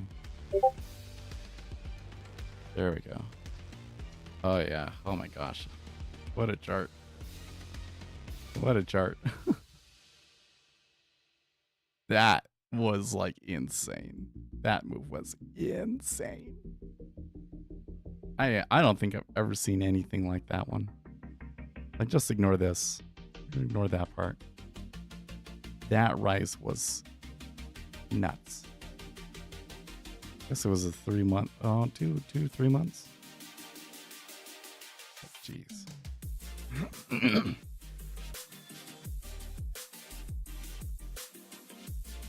From $30 to like 100. So like a 3xer. Super Micro. SMCI. So like these guys, they build like server machines. Including machines that you would put like graphics processors into. But then I forget the details of it, but there was some sort of like, you know, accusations of fraud or something like that. I think that, who's that big bear, like Hindenburg or whatever their names are, right? Came in and said something about it, I think, and was kind of what started it.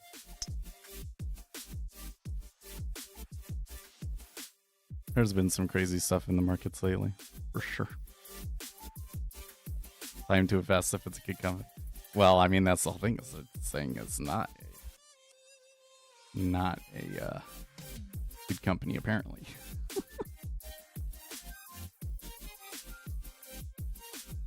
Or let's say they have problems. They have problems, yes. R/day trading. Anybody with ADHD and trading? No, never. Nobody with ADHD ever traded. Wow.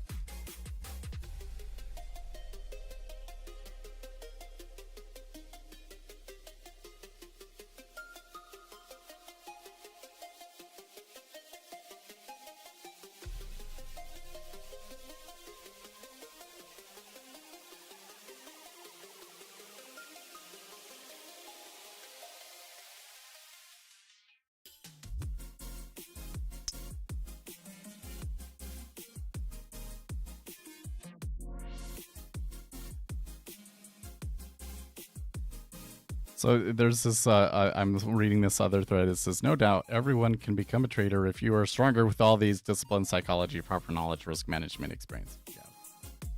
This is a zero-sum game, man. Somebody has to lose.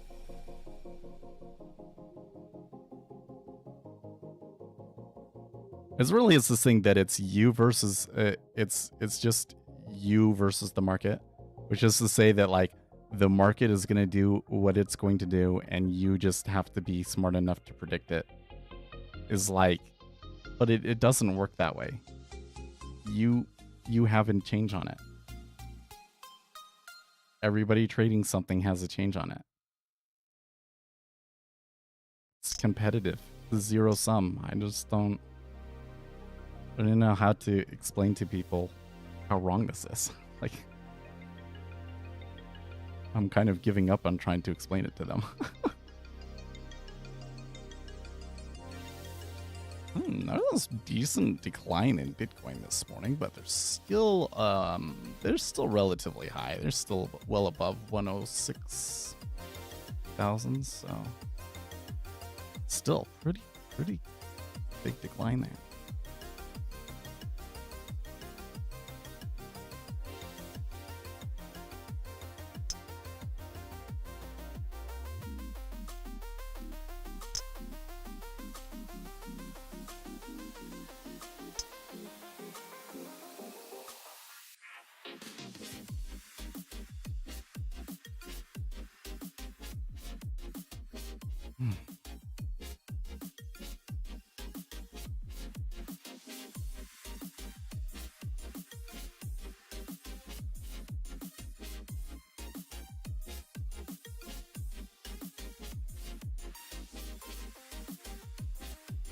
How would you approach growing $500 into $5,000 in 4 months of trading futures? Just YOLO. Just YOLO. Actually, I wonder. Okay, wait. Let's do a thought experiment here. New chart. Yes. 1 day. Okay.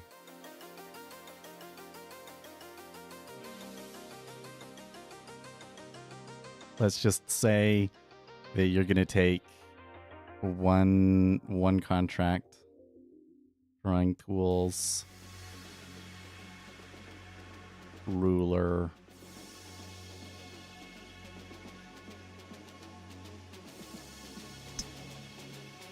show it in terms of currency. Okay. Oh, sure. Oh, wow.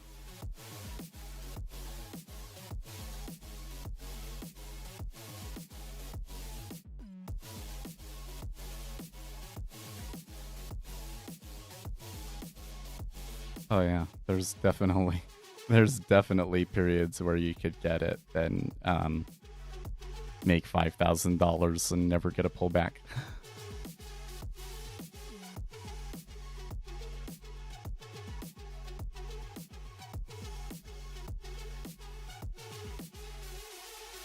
Oh, except for that you only have $500, so you can't hold overnight.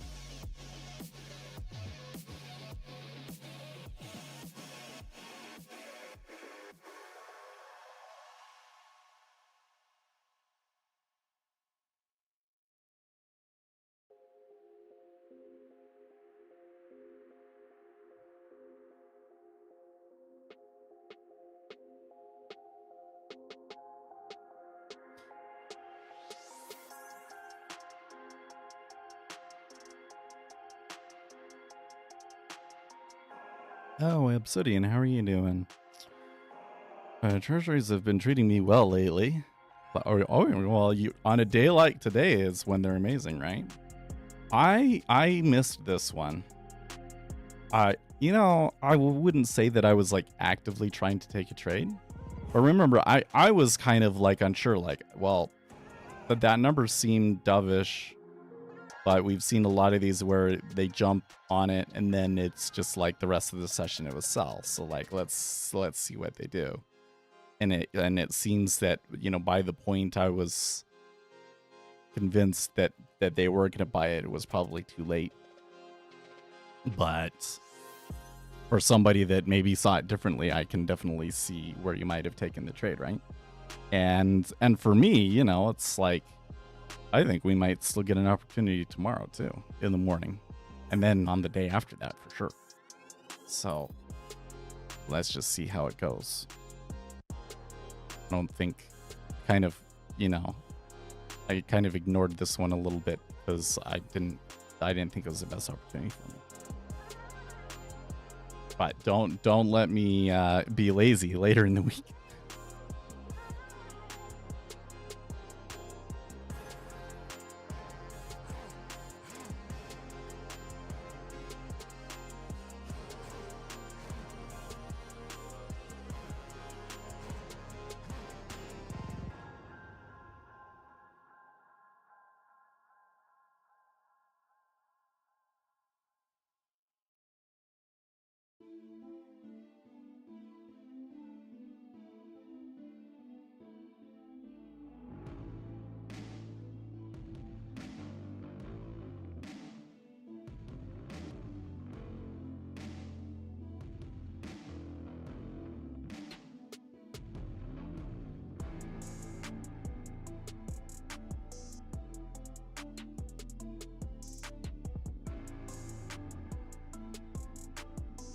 Oh, look at this. Here's another UAP video. Now, this is more interesting. Okay. So what's more interesting about this one? Okay, first of all, we're in the air so we can see where the lights kind of are. So I know it's not like a star or anything like that. They are not blinking lights like on an aircraft. They are kind of a dull yellow, consistent light. What are those? You think that somebody in the comments will, a lot of the time in the comments, they know exactly what they are. I'm always like, oh, there's no way, like, what the heck? What is that? And then, okay, the more I see, the less I know.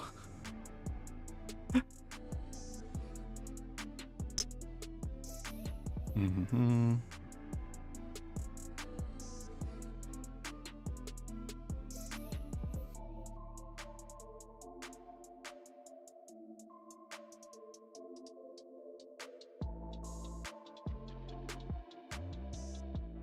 Sky Colombo.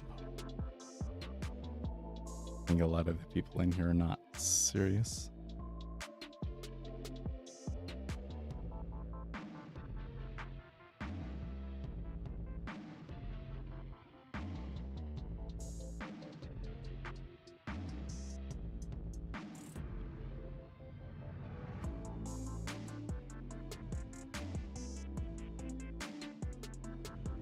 They must just be hobby drones.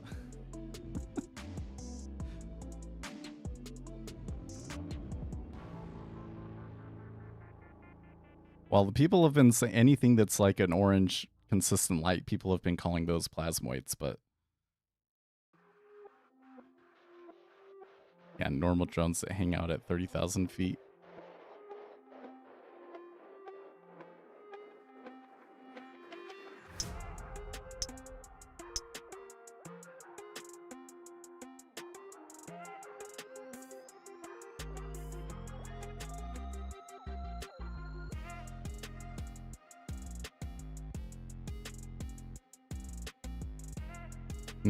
Nobody knows what it is. That one's interesting. That was the most interesting video I've seen on that.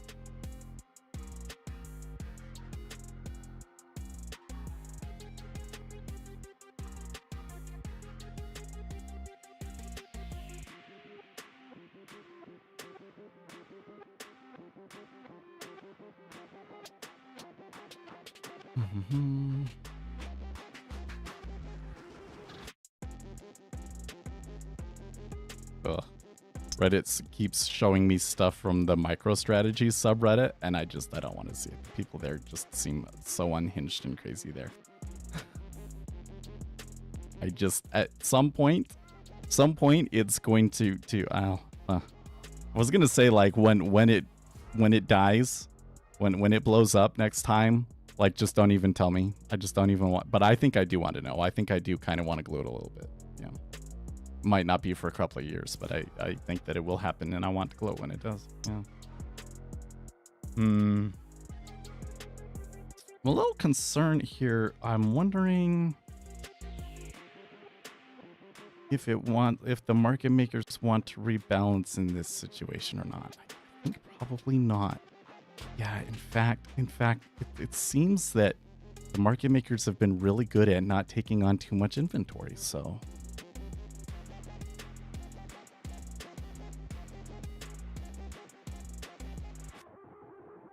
Okay, well, I'm going to end it just a tad earlier than I normally do. Oh, wait. There's a big order there. 3K just come through just to keep me in it. Nah, I gotta get ready a little bit. So, I'm going to do that. All right. I will see you guys tomorrow. Stay excellent.